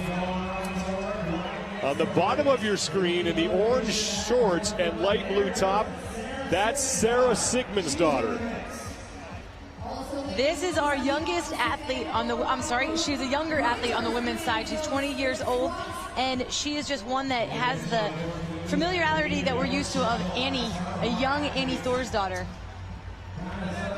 Boone, Briggs, and Pierce, 3 first women done with the push-ups. You saw their times in the bottom left-hand corner of your screen. We were talking to Sarah Sigmundsdottir in a couple days leading up. She's actually been doing some workouts with Samantha Briggs, and in one of those workouts, Briggs beat her and had running. Sigmundsdottir was so upset that later that night she went home and ran a 10K to practice. Wow. That Let me beat myself down on that one. Yeah, that shows you the heart and just like the mindset of the younger athletes when they're like, okay, that's what I have to do. No problem, I'm going to do that, check. Sigmundsdottir is in the bottom right-hand corner of your screen. She's in the blue top and orange shorts. But Sigmundsdottir's getting no rep, having trouble with some of that depth. When your chest gets too far forward, it's really hard to get your hips that low as well where you need to be. That hip crease has to go below your knee for it to count as full depth, and then the athlete must stand all the way back up to full extension with their hips, knees locked out. Sam Briggs on the right, Boone on the left. The fans from Iceland cheering on. 4 women from Iceland took 5 spots in the Meridian Regional and made it over here to the CrossFit Games. Yeah, there's something in the water over there. Boone's pace on the left starting to slow a little bit. Meanwhile, Sam Briggs, like a metronome. She is a machine. You just look at her, and she just keeps moving. And this is where most people, I mean, you know, you go, okay, I'll do 10, I'll do 15, and I'll take a little break. In her mind, I don't know if she even sets a number of, I'll hit 30, I'll hit 40. She just goes, and just continues to go, but looks okay doing it. Doesn't look like it's hurting or there's any kind of pain at all. There's a couple different strategies you have out there and a couple different mindsets, and one of them is mission mindset. I have this to do, I'm going to do it, get it done. Others, I'm going to adapt on the fly, I'll see how I feel and go with it, but Briggs really is a mindset and a mission. Kristen Holte moving into 3rd place. Carrie Pierce as well. She's on the far right of your screen. You can see her arm sticking out there. She is also pushing for 3rd place with Kristen Holte. The 2 leaders, Alethea Boone on your left in the orange and Sam Briggs in the right box. She has the white top and the headband on. And now 3 reps to go before she advances to her 3rd set of 75 air squats. Little breather here is all she's going to need. That built-in rest from moving from one set to the one marker to the next. Briggs is in the lead. Alethea Boone received a couple of no reps.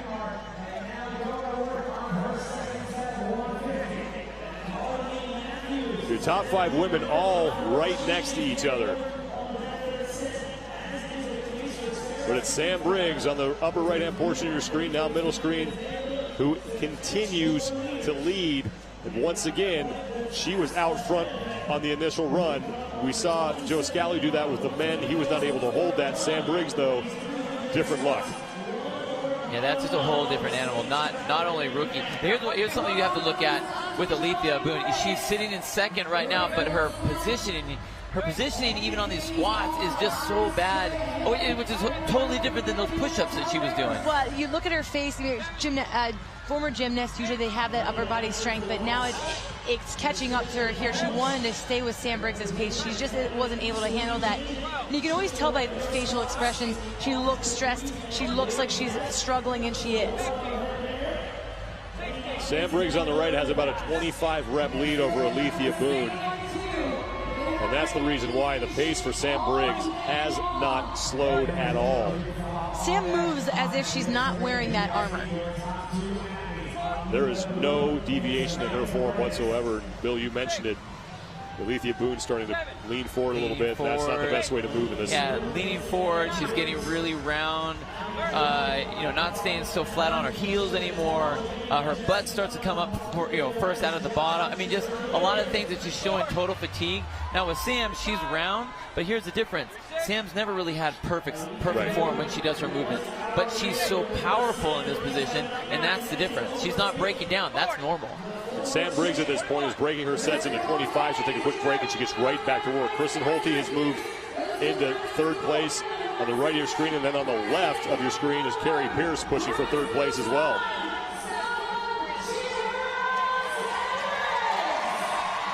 Samantha Briggs onto her final set of 75 air squats. Briggs came in 5th place overall. And just impressive that she's doing these in 3 sets of 25 this far into Merf.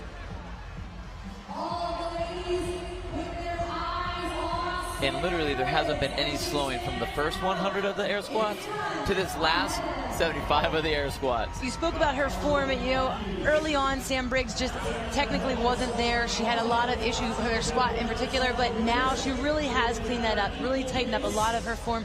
She's trained with many different athletes. She's one of those athletes that goes from town to town and makes sure she trains with as many of these athletes as possible, which is a really cool thing to do. You learn different techniques. You get to just see what other athletes are doing, what they're training, and it's really helped Sam a lot. Alethea Boone has fallen back, but she's still in 2nd place behind Samantha Briggs. Boone's trying to work her way up the leaderboard. She was towards the bottom in 37th place after the first 2 events on Wednesday.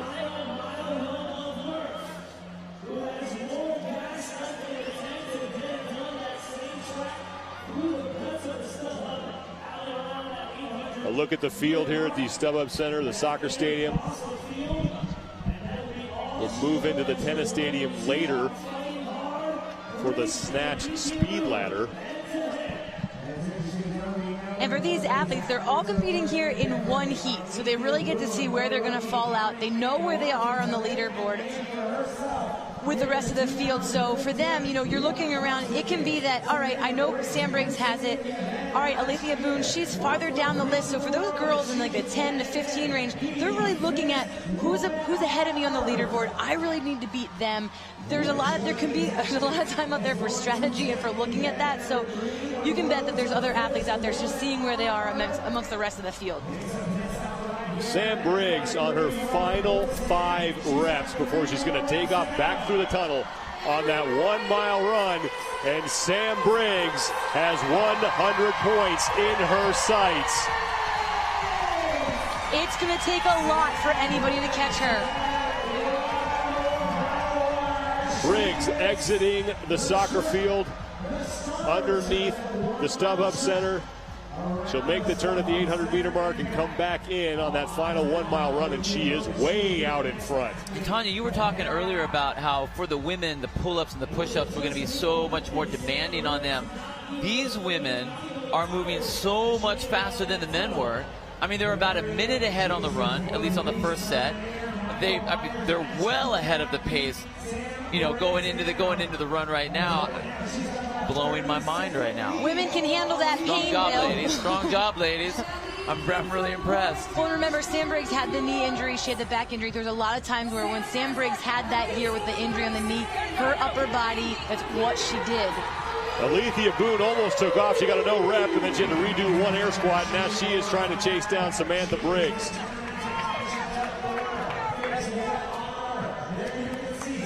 but Boone is about 45 seconds behind Briggs. It's going to take a lot for her to make a push. I don't know if she's going to have enough in the tank or enough speed to be able to catch up to Briggs. Samantha Briggs all by herself, emerging from the StubHub Center. She'll make a couple of left turns and then head out on the straightaway before she turns around and does the course in reverse order. And then she'll have to run all the way across the soccer field, across the finish line to close out event number 3, Merf. Now, in the first mile between Sam and Boone, there was about a 21-second difference. So Sam had about that on ahead. The fact she's about 45 seconds ahead right now, she's about a minute ahead on Alethea. So that's going to be a lot to maintain, especially when you know Sam is going to be picking up the pace on this last mile. Alethea Boone solidly in second place. Chasing that woman, Samantha Briggs, who's looking to rack up yet another event win in her career at the CrossFit Games. Now Kristen Holte, the third woman. The woman who won the triple threes back in 2014. Now here's where if I was Alethea, I'd have a little nervousness as soon as she realizes Holte's on her back, because Holte's one of those girls that she can run. She'll be able to catch it. I'm going to predict there could be a foot race here between Boone and Holte. Well, look at the tempo already. We were talking earlier about like what all those squats are going to do to your stride. She doesn't look like anything's happened to her legs yet. And So Holte better be careful, because right behind her is Carrie Pierce. Pierce just turning the corner there. She's in the blue shirt. Holte in the sunglasses in the bottom right-hand portion of your screen. This is going to be definitely a different mile run for these women here than it will be for Sam Briggs, who's way ahead. Kristen Holte emerging from the confines of the bowels of the StubHub Center. Right behind her, Carrie Pierce. Carrie Pierce, once again, has only been doing CrossFit since November of last year. I don't have anything to say to that. It's just unbelievable. I'm just going to say this. Awesome. She has done some Olympic lifting in the past. She has done some powerlifting and some gymnastics. She just finally decided to put it all together and start training CrossFit. Made the games and making a great showing here in Merf. Samantha Briggs, though, way out in front. She tries to lock up 100 points. And she's ahead of all the women who are in front of her currently in the overall standing. So Sam Briggs could move up the leaderboard into the top 3, if not to the very top position. Sam Briggs, that name that everybody is familiar with, she has been a part of the Invitational since 2012. So she's always been represented, and she just is one of those athletes that, you know, we say that you can tell her whatever to do and she just does it, but also the amount of training this woman does and the amount of competitions that she's doing in the off season, I would bet is actually higher than anybody else. Some athletes really, they don't want to train too many competitions, don't want to do too much. Briggs is the more I can get my hands on, the better. Kristen Holte trying to chase down Alethea Boone. Holte was the third woman. And meanwhile, Cara Webb is still going through her air squat. She's on her final set. She came in the overall lead. But Sarah Sigmundsdottir was in third place. Anna Tunnicliffe was in second. Samantha Briggs is ahead of all 3 of those women. She could pass them in the overall standings. Samantha Briggs congratulating Alethea Boone, acknowledging her on the course as she makes her home turn. Alethea Boone getting set to turn around at the 800-meter mark as well. That's impressive. Sam's high-fiving everyone as she goes. What's great about these athletes is they do train a lot together, you know, throughout the year, whether it's athlete training camps or competitions, and there's such a cool camaraderie that's already built up within these competitors. They all know what it feels like, and they're all, you know, come on, keep going. That's just such a cool CrossFit thing. It's great sportsmanship, and especially when you're in the lead, though, it's even easier to do that as you're easy to be nice to everybody. Guys, they know how it feels. And this is big. Cara Webb doing some damage control and getting out on that run. Your overall leader at 188 points. She only had an 8-point lead over Anna Tunnicliffe. And Cara Webb last year looked like she could be on her way to winning the CrossFit Games, and then she had a shoulder injury that was caused by a misaligned jaw, and she had to withdraw from the competition. She wound up finishing 31st, but she is on a mission here in 2015. I wouldn't expect this to be one of her best events. She's just the longer, especially with the weight vest on, so she could probably handle this to be maybe one of the ones, not the top, but she can't let herself get too far down as well. It's a long competition, but you really don't want any one event to really drag you down. Stacey Tovar is right behind Briggs. Or, I'm sorry, right behind Cara Webb. Michelle Latana is in the orange pants. She's working her way up the hill as well. Cara Webb and Stacey Tovar are trying to reel her in.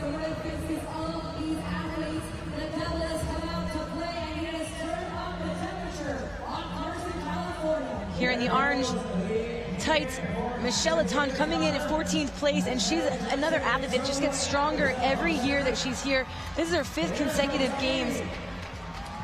She just got passed going the other way by Samantha Briggs. Now passing Stacey Tovar. Sam Briggs getting set to head inside the tunnel, and she's going to hear it from this crowd when she emerges. It looks like she's going to lock up 100 points in an event win here in Merf. She makes these workouts look so incredibly easy. It doesn't matter what the workout is, unless it's a very, very heavy lift. She makes it look like it's way too easy. So those of you guys at home, if you've done Merf, you know what it feels like. Look at Sam Briggs and look at her face. It looks so easy. There were guys still doing air squats at 55 minutes. Sam Briggs is at 38 minutes and finishing this event. Insane. And she's doing it with a 14-pound weight vest. Let's not forget that. Samantha Briggs getting ready to hear it from this crowd at the soccer stadium, the StubHub Center. She makes her way back onto the field.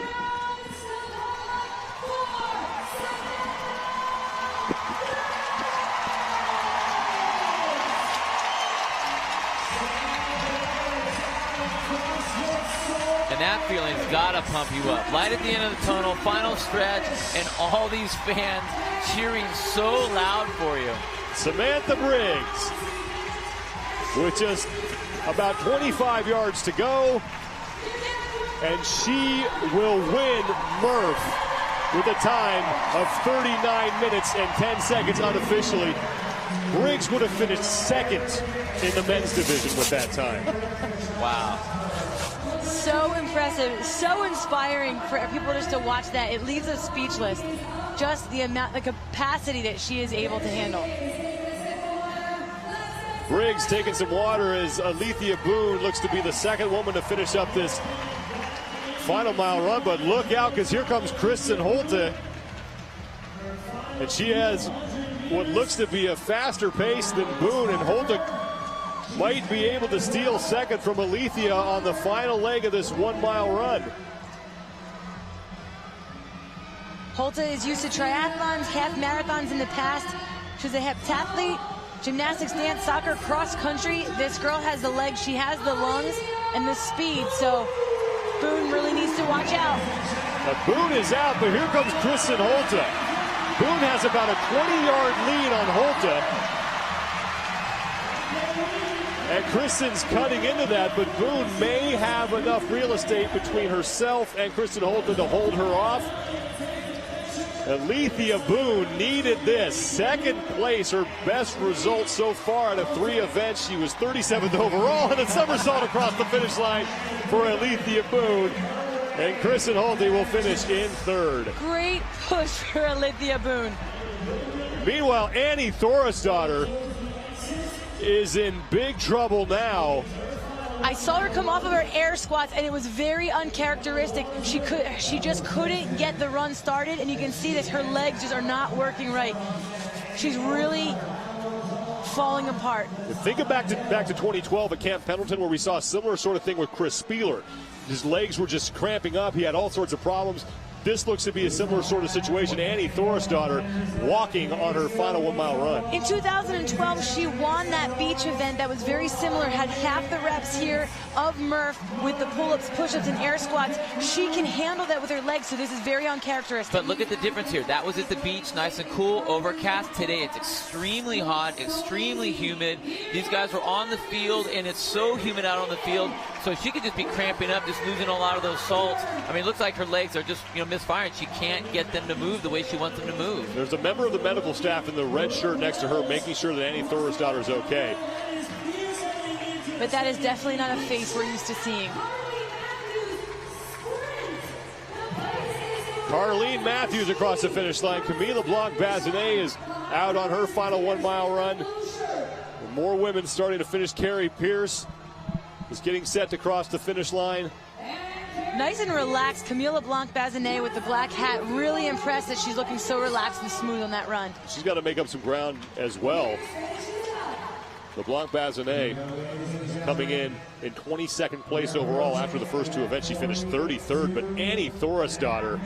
I mean, not even walking here, Sean. She's hunched over. It really shows you how much she's struggling and what she's dealing with. I have never seen Annie Thorisdottir look like this in any event ever at the CrossFit Games. CrossFit Games, regionals, anywhere.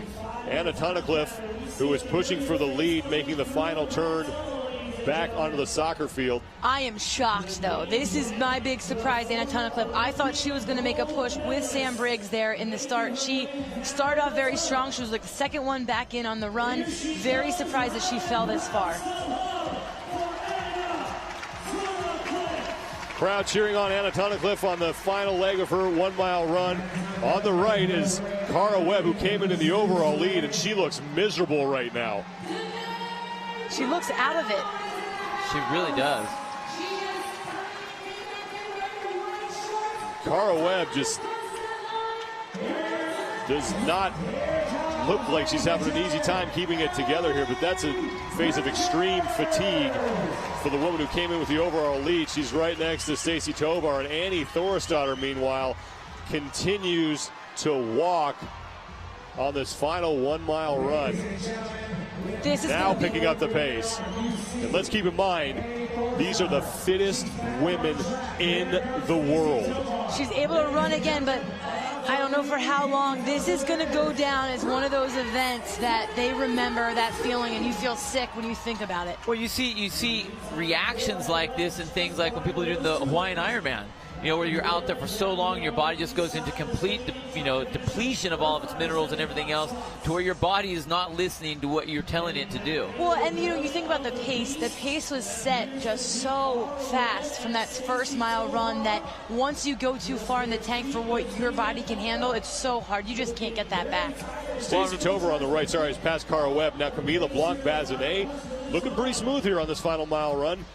Not towards the top, but she's not going to be towards the bottom, but she's got to start scoring some points in order to start working her way back up the leaderboard. She's never the most dominant when it comes to just grunt work or things like this, so she'll get her chance when she sees more classic CrossFit style events. Sarah Sigmundsdottir coming in, the rookie out of Iceland. Behind her is Michelle Letton. Michelle Letton looking behind her to see if anyone's trying to chase her down, but Sarah Sigmundsdottir is going to get herself across the finish line. She came in 3rd place overall. I was able to talk to one of her coaches, and he said the only thing she lacks, experience.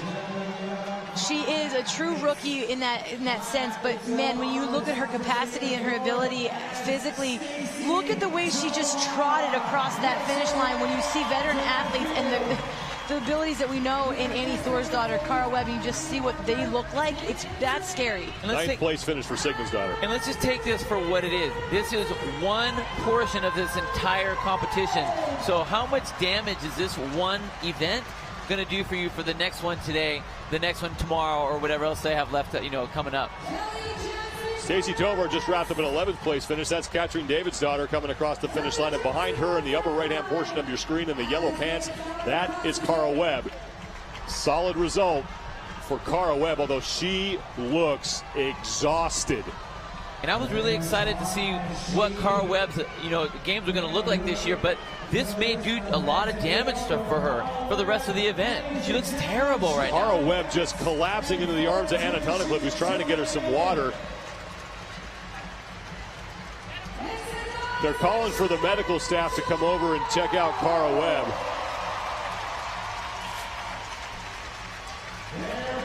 Tunnicliffe and E.C. Sinkowski trying to get the best off of her.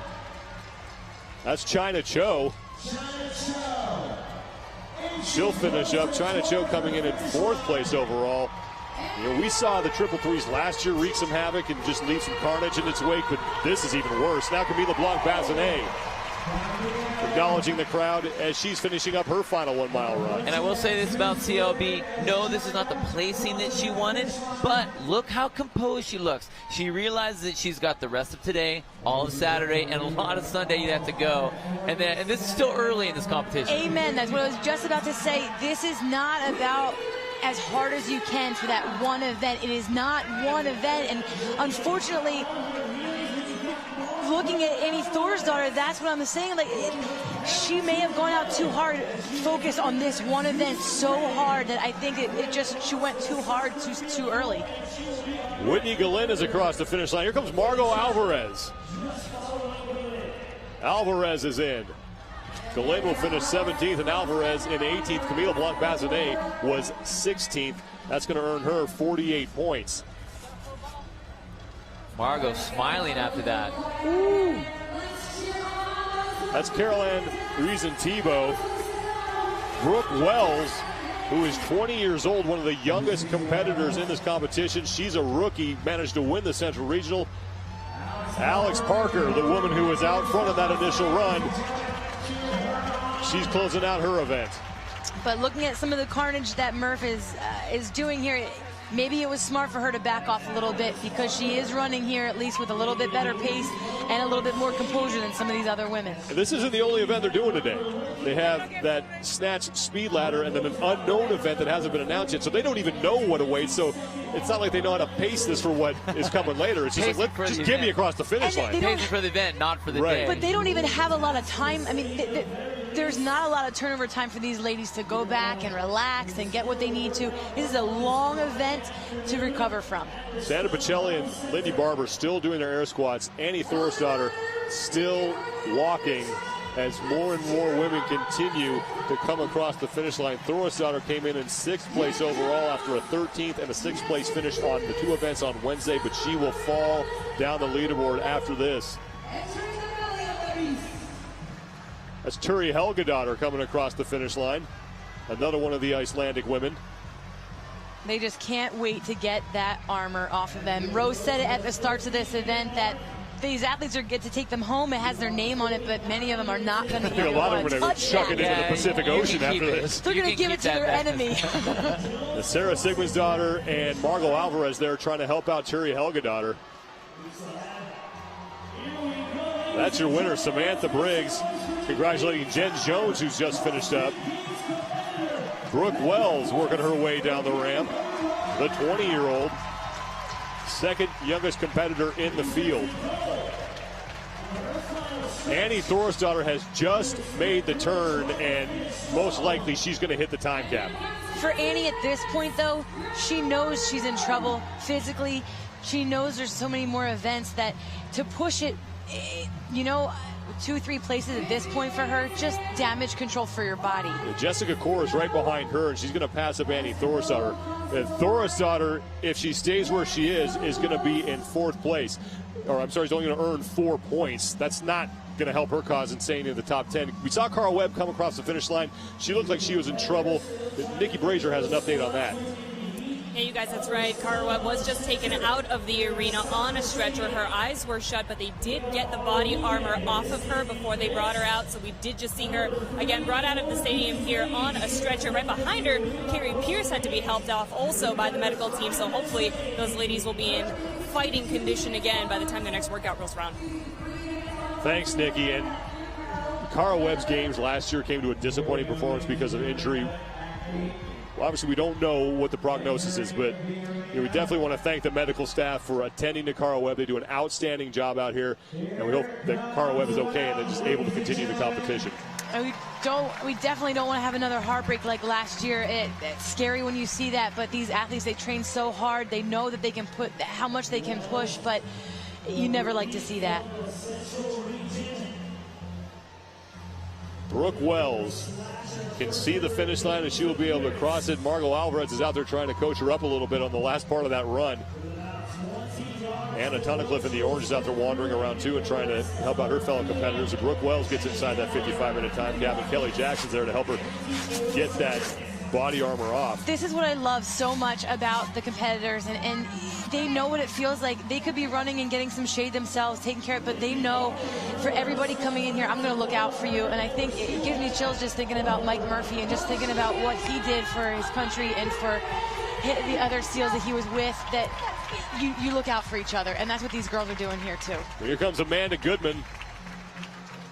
She's trying to get inside that 52-minute mark. Won't quite happen, but more importantly, she is inside the 55-minute mark. But Annie Thorisdottir, meanwhile, still walking but still moving. Again, there are 2 women behind her. If Annie Thorisdottir winds up in 38th place, she only earns 4 points. She's going to get outside the top 10. Lindsay Valenzuela is passing her. So is Maddie Myers in the yellow, the youngest competitor in the competition. What's going to be real impressive to see how Annie's able to handle this mentally afterwards. One, is she going to pull herself out? Is she physically able to do it? But like right now in her head, she has to be thinking, what do I need to do for the rest of this competition? Am I going to be able to make myself up, or is it I'm out and just lose it from there? Lindsay Valenzuela, we saw her pass Annie Thorisdottir. Valenzuela wearing some American flag socks. She had to get approval to do that because they're not part of the standard uniform. They said okay, and it's her way of just honoring Michael Murphy and the men and women who have given the ultimate sacrifice in service of their country.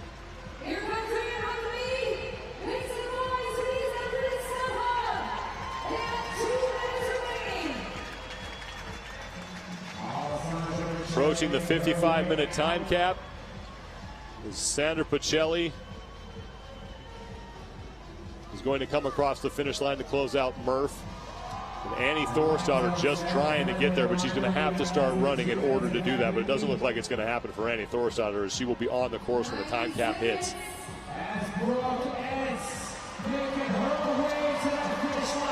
Brooke Entz onto the field. She's another rookie. She won the California Regional. Reagan Huckabee peels off the body armor. Brooke Entz getting set to come across the finish line. She's in the upper left-hand portion of your screen, coming into view in the orange shorts. Brooke Entz is in.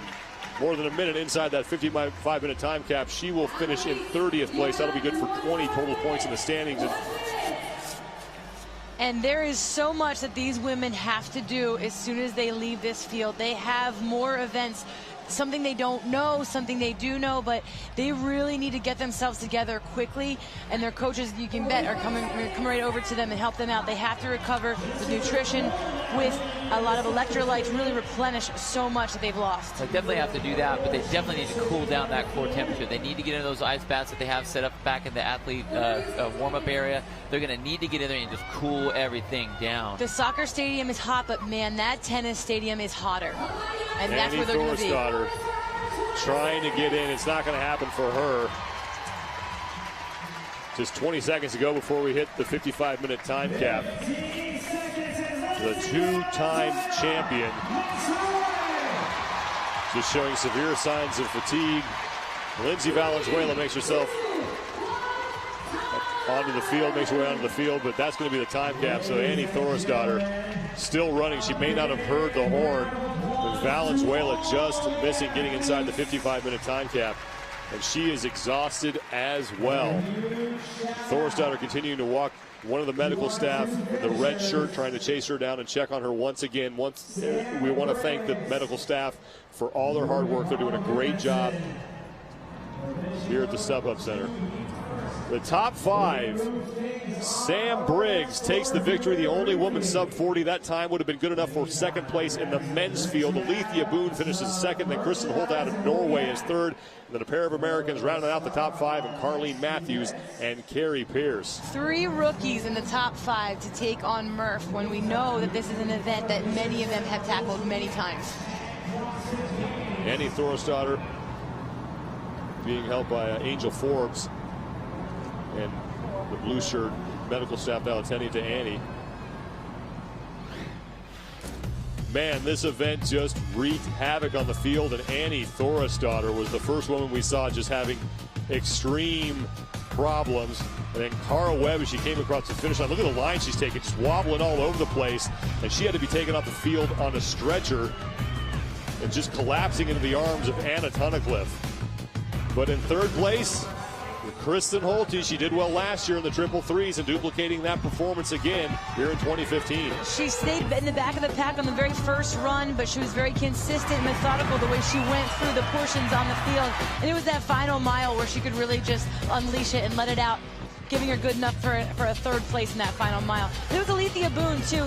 We saw her start to put some pressure on Briggs, especially during those push-ups. That's where we first got to see her, and she kept that pressure on. She was the first to the air squats, couldn't keep up with Sam Briggs' pace, held strong on the final run, which got her that second.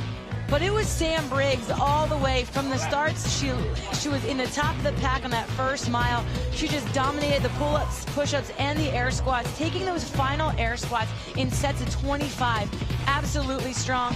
And then went out on the last mile, super strong, and that's what gave her the win. Samantha Briggs racks up 100 points and another win in her career at the CrossFit Games. She's with Nikki Brazier. Sam, you pulled ahead in those air squats, and the crowd was absolutely electric as you were the first one back in the stadium. On that last mile, we saw you high-fiving all the other girls as they passed. Tell me about the camaraderie in this workout. The whole point of doing Merf is to celebrate the life of a hero who's lost his life. So even though I'm competing with these girls, we're all here together doing Merf in remembrance of that hero. Great. Now, the last time we spoke, we had talked about your foot. You had an injury during regionals and went on to have surgery. Did that affect you at all during this workout? No, I mean, it's a little bit sore now, but I never thought about it during the workout. So if the adrenaline's pumping, you just go. You made it look easy. You would have come in second in the men's division if it were the same time. Congratulations. Great win for you today. Thank you. Samantha Briggs is back, and she gets 100 points in the overall standings. She beats Alethea Boone. Kristen Holte will come in third. Carlene Matthews and Carrie Pierce, two rookies. Anna Tunnicliffe is in there. Danae Brown. Sarah Sigmundsdottir in ninth. The rookie continues to impress, and Michelle Lacan rounding out the top 10. The first time in Games history, Merf. For the men, they managed to make it through. For the women, a lot of carnage. The competition continues when we return to the StubHub Center.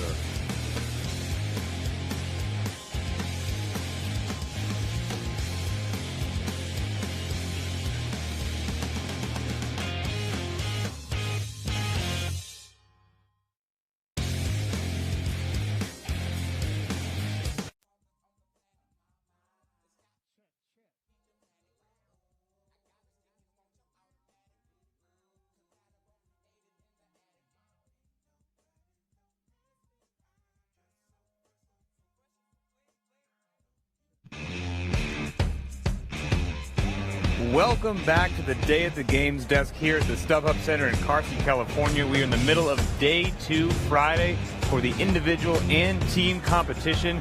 For the individuals, 3 events down. But first, a little bit of news. If you are here on site and you can hear my voice, make your way to the stadium because Dave Castro, the director of the games, is going to have an address to the athletes coming up very shortly, and you are not going to want to miss it. But as always, joined by Katie Henniger, the 2008 champ, and Tommy Marquez. And let's dive right into the men's leaderboard for Merf. It just went down, and it was absolute carnage out there on the field. Bjorgman Gudmundsson in a smoking fast time of 38 minutes, followed by Matt Fraser, which honestly should terrify people. Noah Olsen taking spot number 3, and then a lot of us felt that Koski would be the winner, but, you know, top 5, not bad at all. Yeah, I think, you know, he was very confident, his coach was very confident going into this, but still a top 5 finish allows him to stay on top of the leaderboard. Yeah, but really the top performer for the men has got to be Bjorgman Gudmundsson. What a gutsy performance by the second-year man from Iceland. To go sub-39 in a workout like that, given the conditions, it's hot, the sun's beating down on you, you're carrying in that weight vest. You can't partition the reps however you want, which is how most people do it. And to still be able to go that fast in that kind of workout is super impressive. I know I've personally done it both ways, and it can cost you up to 5 minutes not being able to partition that. So, a blazing fast time. And definitely an endurance event, but there were some guys that had a little something left in the tank for a good old sprint at the end. Yeah, Alex Anderson was actually walking under the stadium, and Adrian Conway passed him. They were neck and neck when they hit the soccer field, and it was an all-out sprint, and I think Conway got him at the end. I tell you, if I was a male individual athlete, okay, days gone by, what would terrify me the most, like I said, Matt Fraser, second place on the long grinding event, and we know that there are barbells coming up soon. I mean, is it too early to call for Fraser? I mean, is anyone really surprised here? I think I'm very surprised we haven't touched a barbell yet. I mean, still, but he's proven to us time and time again. I mean, last year he had such a great performance.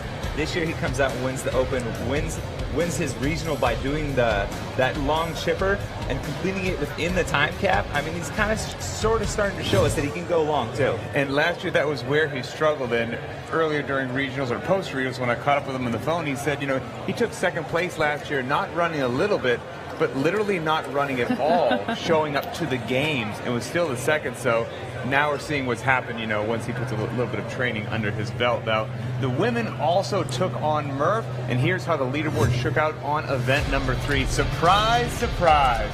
Samantha Briggs, the event winner, 39 minutes and 10 seconds, quite frankly, beating the overwhelming majority of men that did the event. Alethea Boone, hot on her heels in second place, and Kristen Holte, who we all know loves the endurance events, finishing out the top 3. Well, Samantha Briggs, we knew she was going to come out here. We thought she was going to come out here and make a statement, and she definitely did. She beat all but one person in the men's Merf event. So just an amazing performance by Sam. Came in neck and neck with Parker coming into the stadium, but just really pulled ahead on the push-up portion of this event. And I love this event for Sam because I've said time and time again, if there's a way to quantify just the ability to suffer and just flex your engine as an athlete, this would be it. And she shows that she's got it in spades and head and shoulders above anyone else in this field. Now, earlier on the show this morning, we talked about who needed to thrive, who needed to survive. And we said Annie Thorsdottir didn't need to win this thing, but she just needed to keep her head above water. But what actually happened? Yeah, I mean, we said she just needed to survive, but you see she had to stop at the top of the hill here, stumbled a little bit, and ended up walking the rest of the running event and did not finish this workout.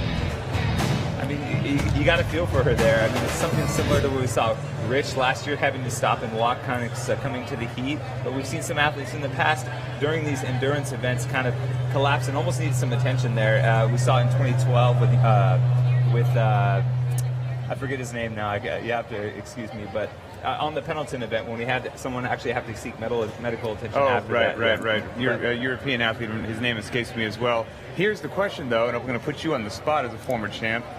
Is Annie just out for a podium spot? I don't think she's out for a podium spot. Obviously a big hole now, but she's going to come in here tonight.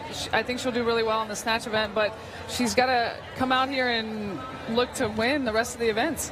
Now, the men thus far, 3 events are down. There's still 2 remaining today, one known, one unknown. Here's how the leaderboard looks. Your overall leader, Yoni Koski, staying up there, and Matt Fraser in second place, where he ended the games last year. Bjorgren Carl Goodmanson did himself a lot of favors on event number 3. The big Australian falls a little bit. Chad McKay and Lucas Hogberg round out the top 5. But I mean, Noah Olson creeping up to 6. You know, Jacob Hefner's getting up there. Alex Anderson, who's got barbells coming up. I mean, it's an exciting top 10. I mean, I am super impressed with Noah Olson's performance here. He had a huge stumble in the sandbag event, but he comes back and takes 3rd place finish overall in Merf, and that's, you know, his second 3rd place finish of the weekend. He moves up 8 spots from 14th up to 6th. You know, this is what he needs because we've got the snatch speed ladder coming up, and that's not necessarily an event that favors him. He didn't do too well in the clean speed ladder last year, and who knows what we've got coming up with this announcement. So he needed to buy some points here, get himself back into the top 10 and around that podium spot, and that's exactly what he did. Merf shook it up a little bit on the men's side. We thought it would shake up the women's as well. And after 3 events, the overall women's leaderboard looks like this. Anna Tunnicliffe in first place. Cara Webb, you know, if you watched her, I mean, she went hard out there. And if you guys saw her, she's okay. Took 13th on the event, collapsed afterwards, but she was immediately attended to. Sam Briggs in 3rd place, and then the rookie, Sarah Sigmundsdottir, in 4th place. Kristen Holte rounding out your top 5. Katie, who really grabs your attention on Merf? I think Sarah Sigmundsdottir. We've been talking about her before we even started the events here, and I think for her to continue to stay in the top 5, she doesn't look like she has any jitters at all. I'm really interested to see how she performs when we start to pick up barbells, but she has set herself up nicely here going into tonight. And another sprint finish for her. I mean, she came into the stadium. I can't remember who she passed, but she hit the jets at the end to move up a few spots, and those are precious points heading into the evening, especially with all the unknowns left in the competition. Now, individuals still have a little bit remaining. Earlier in the day, we kind of closed up the team competition for day 2, and here's how it shook out. One of the super teams actually ending up on top. NorCal CrossFit made the push. Milford in second place, and then Invictus, your champions from last year, occupying the 3rd spot right now. And NorCal and Milford had a great race today. Yeah, and I'm super stoked for Milford. They're a team that's actually been fighting to get the games for quite some time. Finished 4th, 5th in their region a few times, just barely missed out. Now they're here, and now they're showing up in a big way. They came into the day in 14th overall, and then they had a huge day number 2. They won the Earthworm event, edging out NorCal with that final sprint to the finish. Then they end up the day in those synchros events with 2 top 10 finishes in a 9th and a 3rd to close out their day, moves them all the way up into second place, and they're ahead of some big name teams and showing that they can hang. And I like that. I mentioned that earlier. I know I'm supposed to be an impartial observer of the sport here at the desk, but I think it'd be really great if a quote-unquote regular affiliate kind of pushed around the super teams a little bit, but there's a super team sitting on top of the leaderboard. There is a super team, and NorCal sitting on top, and they had a great battle with Milford in the Earthworm event, and their goal going into that was to go the squats unbroken, and they almost did that, but they dropped the worm in the last set of 25s, and they ended up losing to Milford. But in the synchro event, they had 3 top 5 finishes. They did a great job of picking their pairs and who was going to go where, and they went 5th, 4th, and 5th, and that has them sitting on top of the leaderboard. Impressive. I mean, you can't fault with 3 top 5s in 350-point events. That's 150 points up for grabs, and they did a great job. Now, we are right on the brink of Dave Castro, the director of the CrossFit Games, making an announcement as to what will be in store for the athletes later on. We are going to send it down there and see what Dave has in store for these guys. Now, we don't know. I mean, we can guess it's not going to be another long endurance event, but I mean, who needs to have just a great... Oh, sorry. Dave Castro has something to say. Let's go over to him.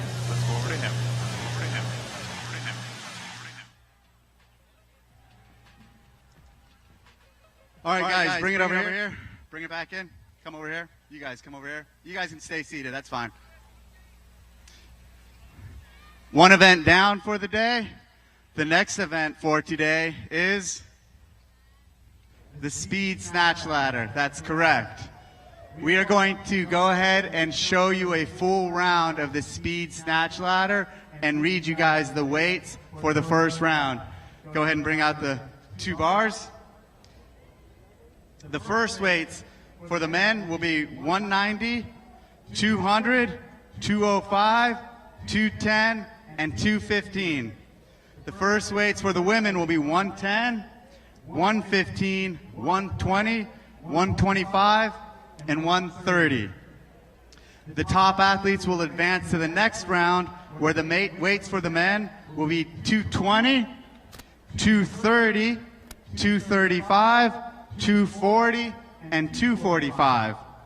The women's weights will be 135, 140, 145, 150, and 155.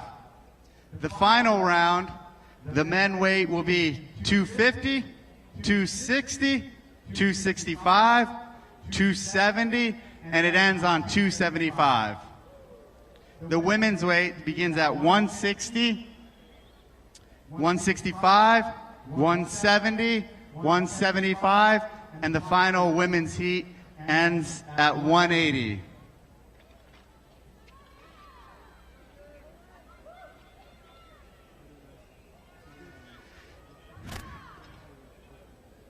Now we're going to go ahead and take Matt Chan and Paul Tremblay from our demo team, and they're going to demonstrate a full, complete round 4 time.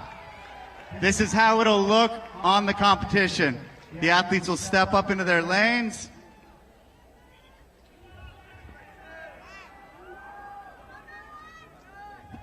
And this is squat snatch. This is a squat snatch.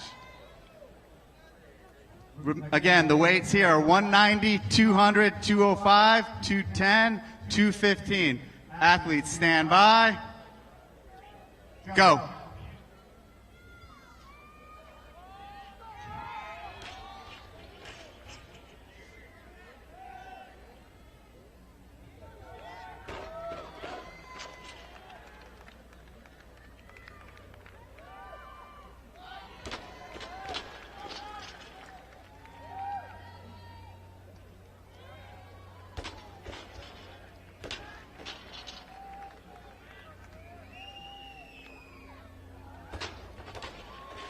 Paul Tremblay gets that by a split second. Let's give those two a round of applause. When you guys do it, it'll be set up the same way, but there'll be 3 additional people per heat. So it'll be heats of 5 racing through. This year at the regionals, we started Friday off with what did we call the day? Hero Day, correct. And we had 2 hero workouts to kick off the Friday of the regionals. This year, Friday at the CrossFit Games, what did we open up the event with? A hero WOD. We opened it up with Merf. We are going to continue that Hero Day trend for Friday. After this event, Friday evening's final event will be the hero workout DT. DT is 12 deadlifts at 155 for the men, 105 for the women, 9 hang power cleans, and then 6 jerks, push jerks, 5 rounds for a time. We are going to go ahead and bring out a couple of the ladies to demonstrate 1 round of what DT looks like. Jen and Telena are going to come out here.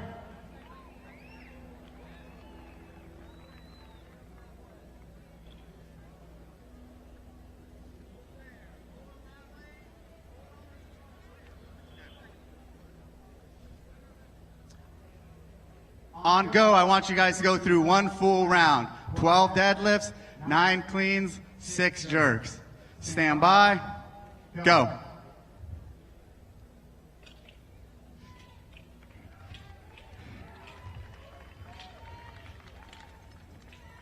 Let's get loud for them. Let's give them some motivation.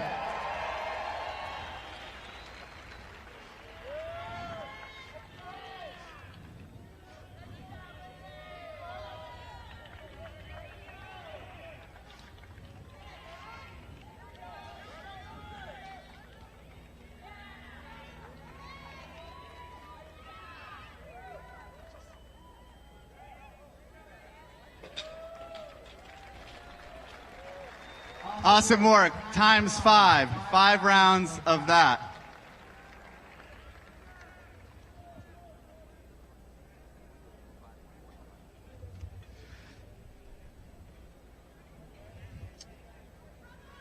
That concludes the Friday evening announcements for your CrossFit Games today. Go ahead and come this way and start heading out and get warmed up for a squat snatch. March out this way.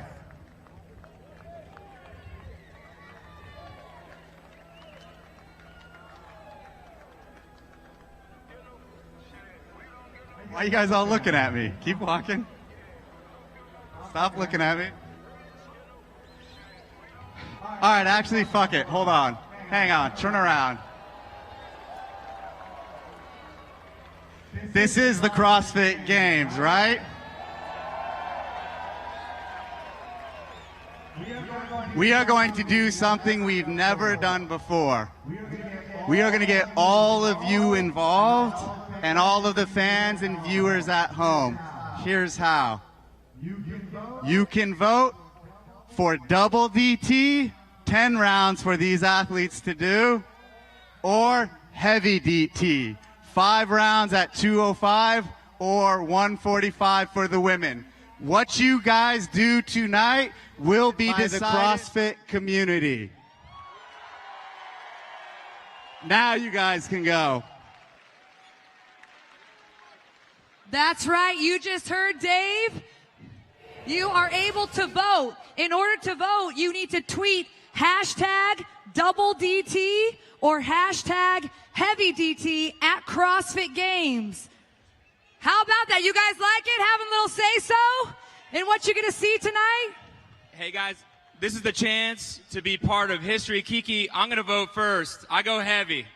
Who else is going heavy? I think that's the winner.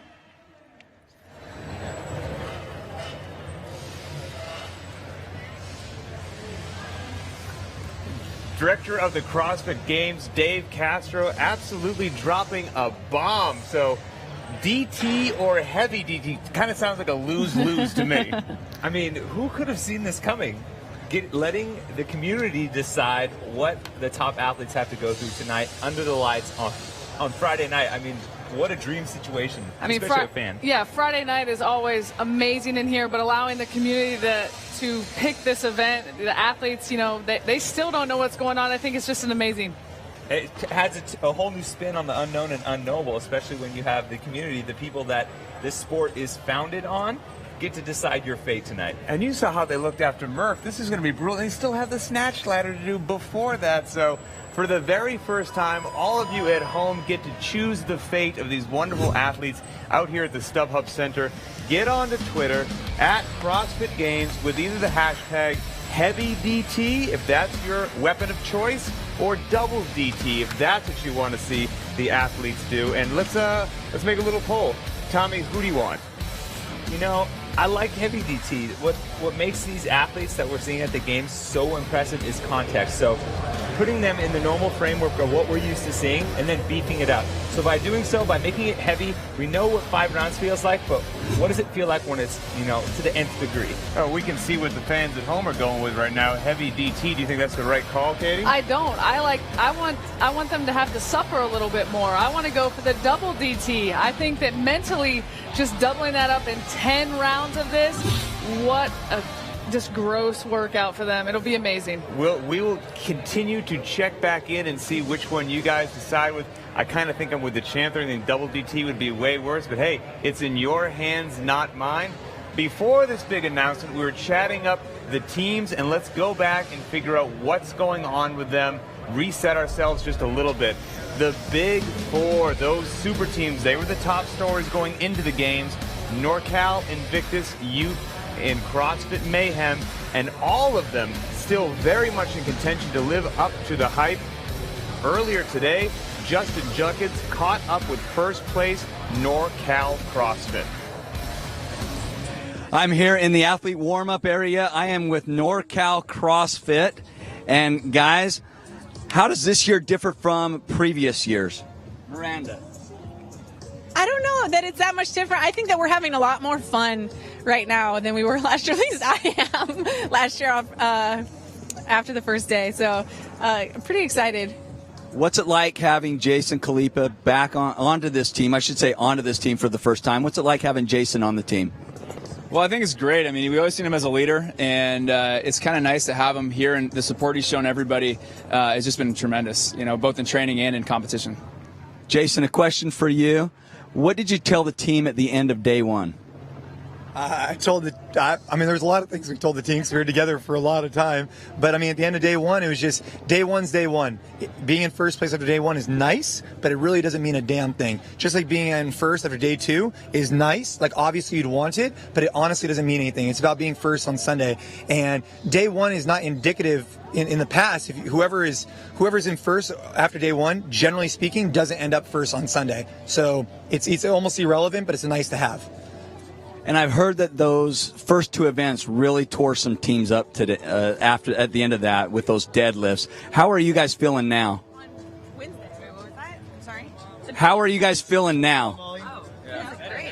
Yeah, better now. After coming off the squat event right into the deadlift event, that was a little bit of a rough, a little bit of a rough turnaround. But yeah, feeling better now going through the deadlift workout. We feel nice and loose, you know? Super loose. Limber in the low back. Awesome. Hey, thanks, guys. Good luck the rest of the competition. At the end of 2 full days of competition, NorCal CrossFit is your leader. Milford in second, and then the champs from last year, Invictus in third place, but it is not over by a long shot for these guys. And you guys still kind of sticking with your horses? I do. I think if you look, Invictus and Ute are still nipping at the heels of NorCal. I think this is going to shape up to be an amazing battle the rest of the weekend. Yeah, we're just getting started. We're halfway through the competition. There's still Saturday and Sunday left to be determined, and we still have some workouts. We don't even know what's coming yet for the team, so it's going to be fun. And the team competition will kind of put that on hold and shelve that until tomorrow. And now it's going to be all about the individuals once again. They have event number 4 coming up, the Snatch Speed Ladder. It is going to be electric down there. It has to be the squat snatch. You just heard Dave Castro say that. 3 different sets of barbells. Each has 5 barbells ascending in weight. And this thing is going to be fast. Mistakes are going to be extremely costly. We were chatting about this earlier. Everyone loves the Olympic lifts. Tommy, who just kind of stands out to you? For me, it's a rookie, and he's a guy who I've kind of been following all year and kind of pushed as an athlete to watch, and that's Alex Anderson. He's got a 305-pound listed snatch, and, you know, the last bar in that ladder is 275, so he's well more than capable of hitting that. But more importantly, he's used to hitting those numbers when fatigued. I follow him on Instagram. If anyone else happens to check him out, he does all these nasty workouts, then goes into his 1-rep max, or he does all these crazy heavy EMOMs where he's forced to hit, you know, 60, 70, 80, 90% all along the way before getting to that heavy barbell, and that's just what you need for this kind of format. Well, you kind of have a different person in mind, Katie, don't you? Matt Frazier. I just think we haven't picked up a barbell yet. He's in second. I think that he's ready to get to a barbell, and I think, you know, like you said about Alex, he's done some nasty workouts, but Matt spent some time training with Rich Froning, and he said, you know, there's no special secret down there. They just do work, and I'm really excited after his performance in Merf for him to get into the stadium. He got third last year in the clean speed ladder, so he knows what it takes to get in the top 5. I think he's going to do very well tonight. Now, the men are impressive, obviously. You expect they're Hulks. You expect them to be strong, but the women of CrossFit absolutely blow my mind continually with how much weight they can move, and we're going to see them throw down also on event number 4, the Snatch Speed Ladder, a little bit later on. Katie, who's your woman to watch on event 4? I think Lindsay Valenzuela, and like Matt, you know, they really like the barbell type movement, the Olympic movements, but I think she's going to come out of here with an intensity. She didn't have a finish in Merf that she would have liked, and she's sitting in 17th, so she definitely has to make a move, and I really look at her to make a push in this event. And she missed it last year, right? She knows did. She's incredibly hungry, and she was another one that I spoke to on the phone about a week ago, and she said, hey, I'm going to give you a reason to talk about me. And I mean, if there's an event made for her, this is it. But Tommy, who do you like? I like my training partner and good friend, Brooke Entz. You know, she's got a 205-pound listed snatch PR. That's the heaviest amongst anyone in the field, tied with Cara Webb. And she doesn't just hit these numbers, you know, when she's had some rest, when she's kind of going back and forth amongst the gym. I've watched her firsthand train to hit these kind of numbers in the snatch with speed and precision, which is exactly what you need in this kind of environment, because you still have to get through the light rounds first, where some of the athletes who maybe don't have the 1-rep max numbers can kind of sneak in there and make it into the next round. So I think she's going to do well. And Brooke is ridiculously strong. Merf didn't go, I'm sure, how she wanted to, so she's looking to make her mark. But let's check back in at home for all you crazy CrossFitters, and good Lord, Heavy DT is absolutely crushing it. The CrossFit community is so predictable. I should have bet money that you guys are going to pick the heavyweight. Double DT. It's not too late. Make them suffer either way. Either way, it's going to be great. But yeah, about 3,000 votes piling up here in just a few moments. If you want to make history, once again, tweet at the CrossFit Games, hashtag Heavy DT or hashtag Double DT. These athletes are going to do that very shortly. All right, let's go have some fun. We've been chatting the whole time about how Vendor Village is where it's at when the events aren't going on. And Kayla Banfield caught up earlier there today with Chris Spieler. Chris, you were at the desk this morning. We are in Vendor Village right now, but tell everyone out there where you are going to be this afternoon and what you're going to be talking about. Yeah, so 3:30, I'm going to be hanging out at the Reebok tent. Really just trying to make it a Q&A and just help people out. We'll talk, really kind of cover anything from the gamut that they're interested in, but maybe some mental prep, some questions on programming.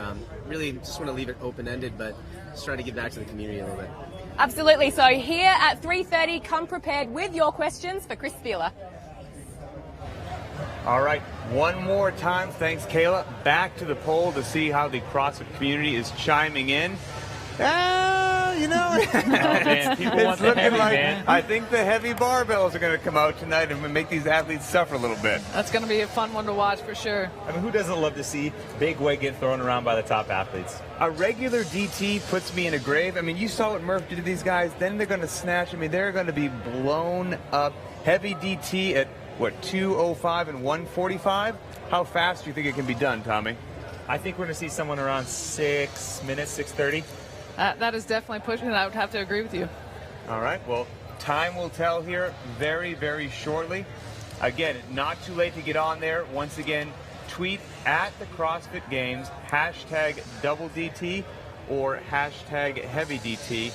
And, oh, this coming in right now, we've got Justin Judkins with Jonna Koski down in Athlete Village.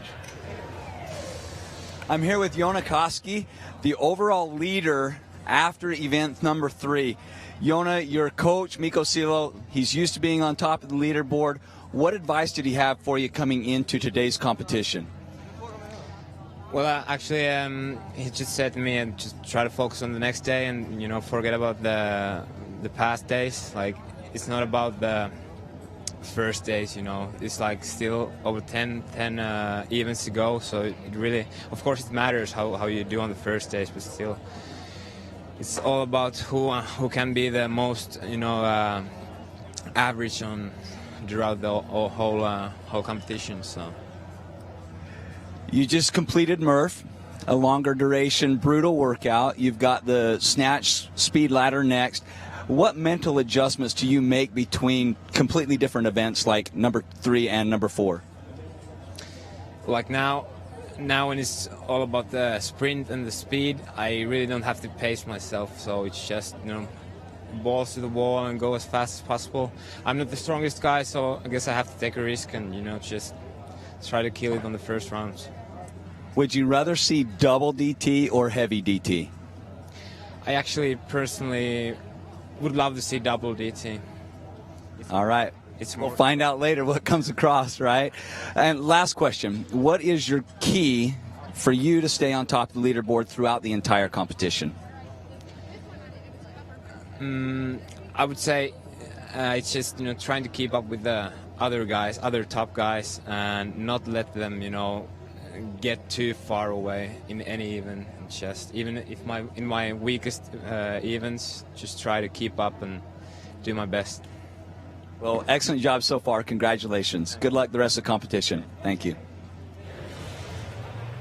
Jonna Koski wanting double DT. I think that kind of makes sense, though. Yeah, I'm not really surprised. He's got quite the engine on him. I'm not really surprised with his answer at all. He might be swaying me now. The more that I think about it and how much these athletes are going to have to suffer for that, I might be moving over from heavy to double DT by the end of this. Well, I'll tell you what, I think I get a feeling that it's going to be heavy DT, and whatever happens, there's also going to be a tremendous number of CrossFitters around the world that are doing it, I guarantee. Let's check back in with that poll one more time and see how it's going. Creeping up a little bit, but again, still leaning heavily. Did you get it? Yeah. Heavily towards heavy DT. A little bit of time left, so we'll get on there at the CrossFit Games. Hashtag heavy DT or hashtag double DT.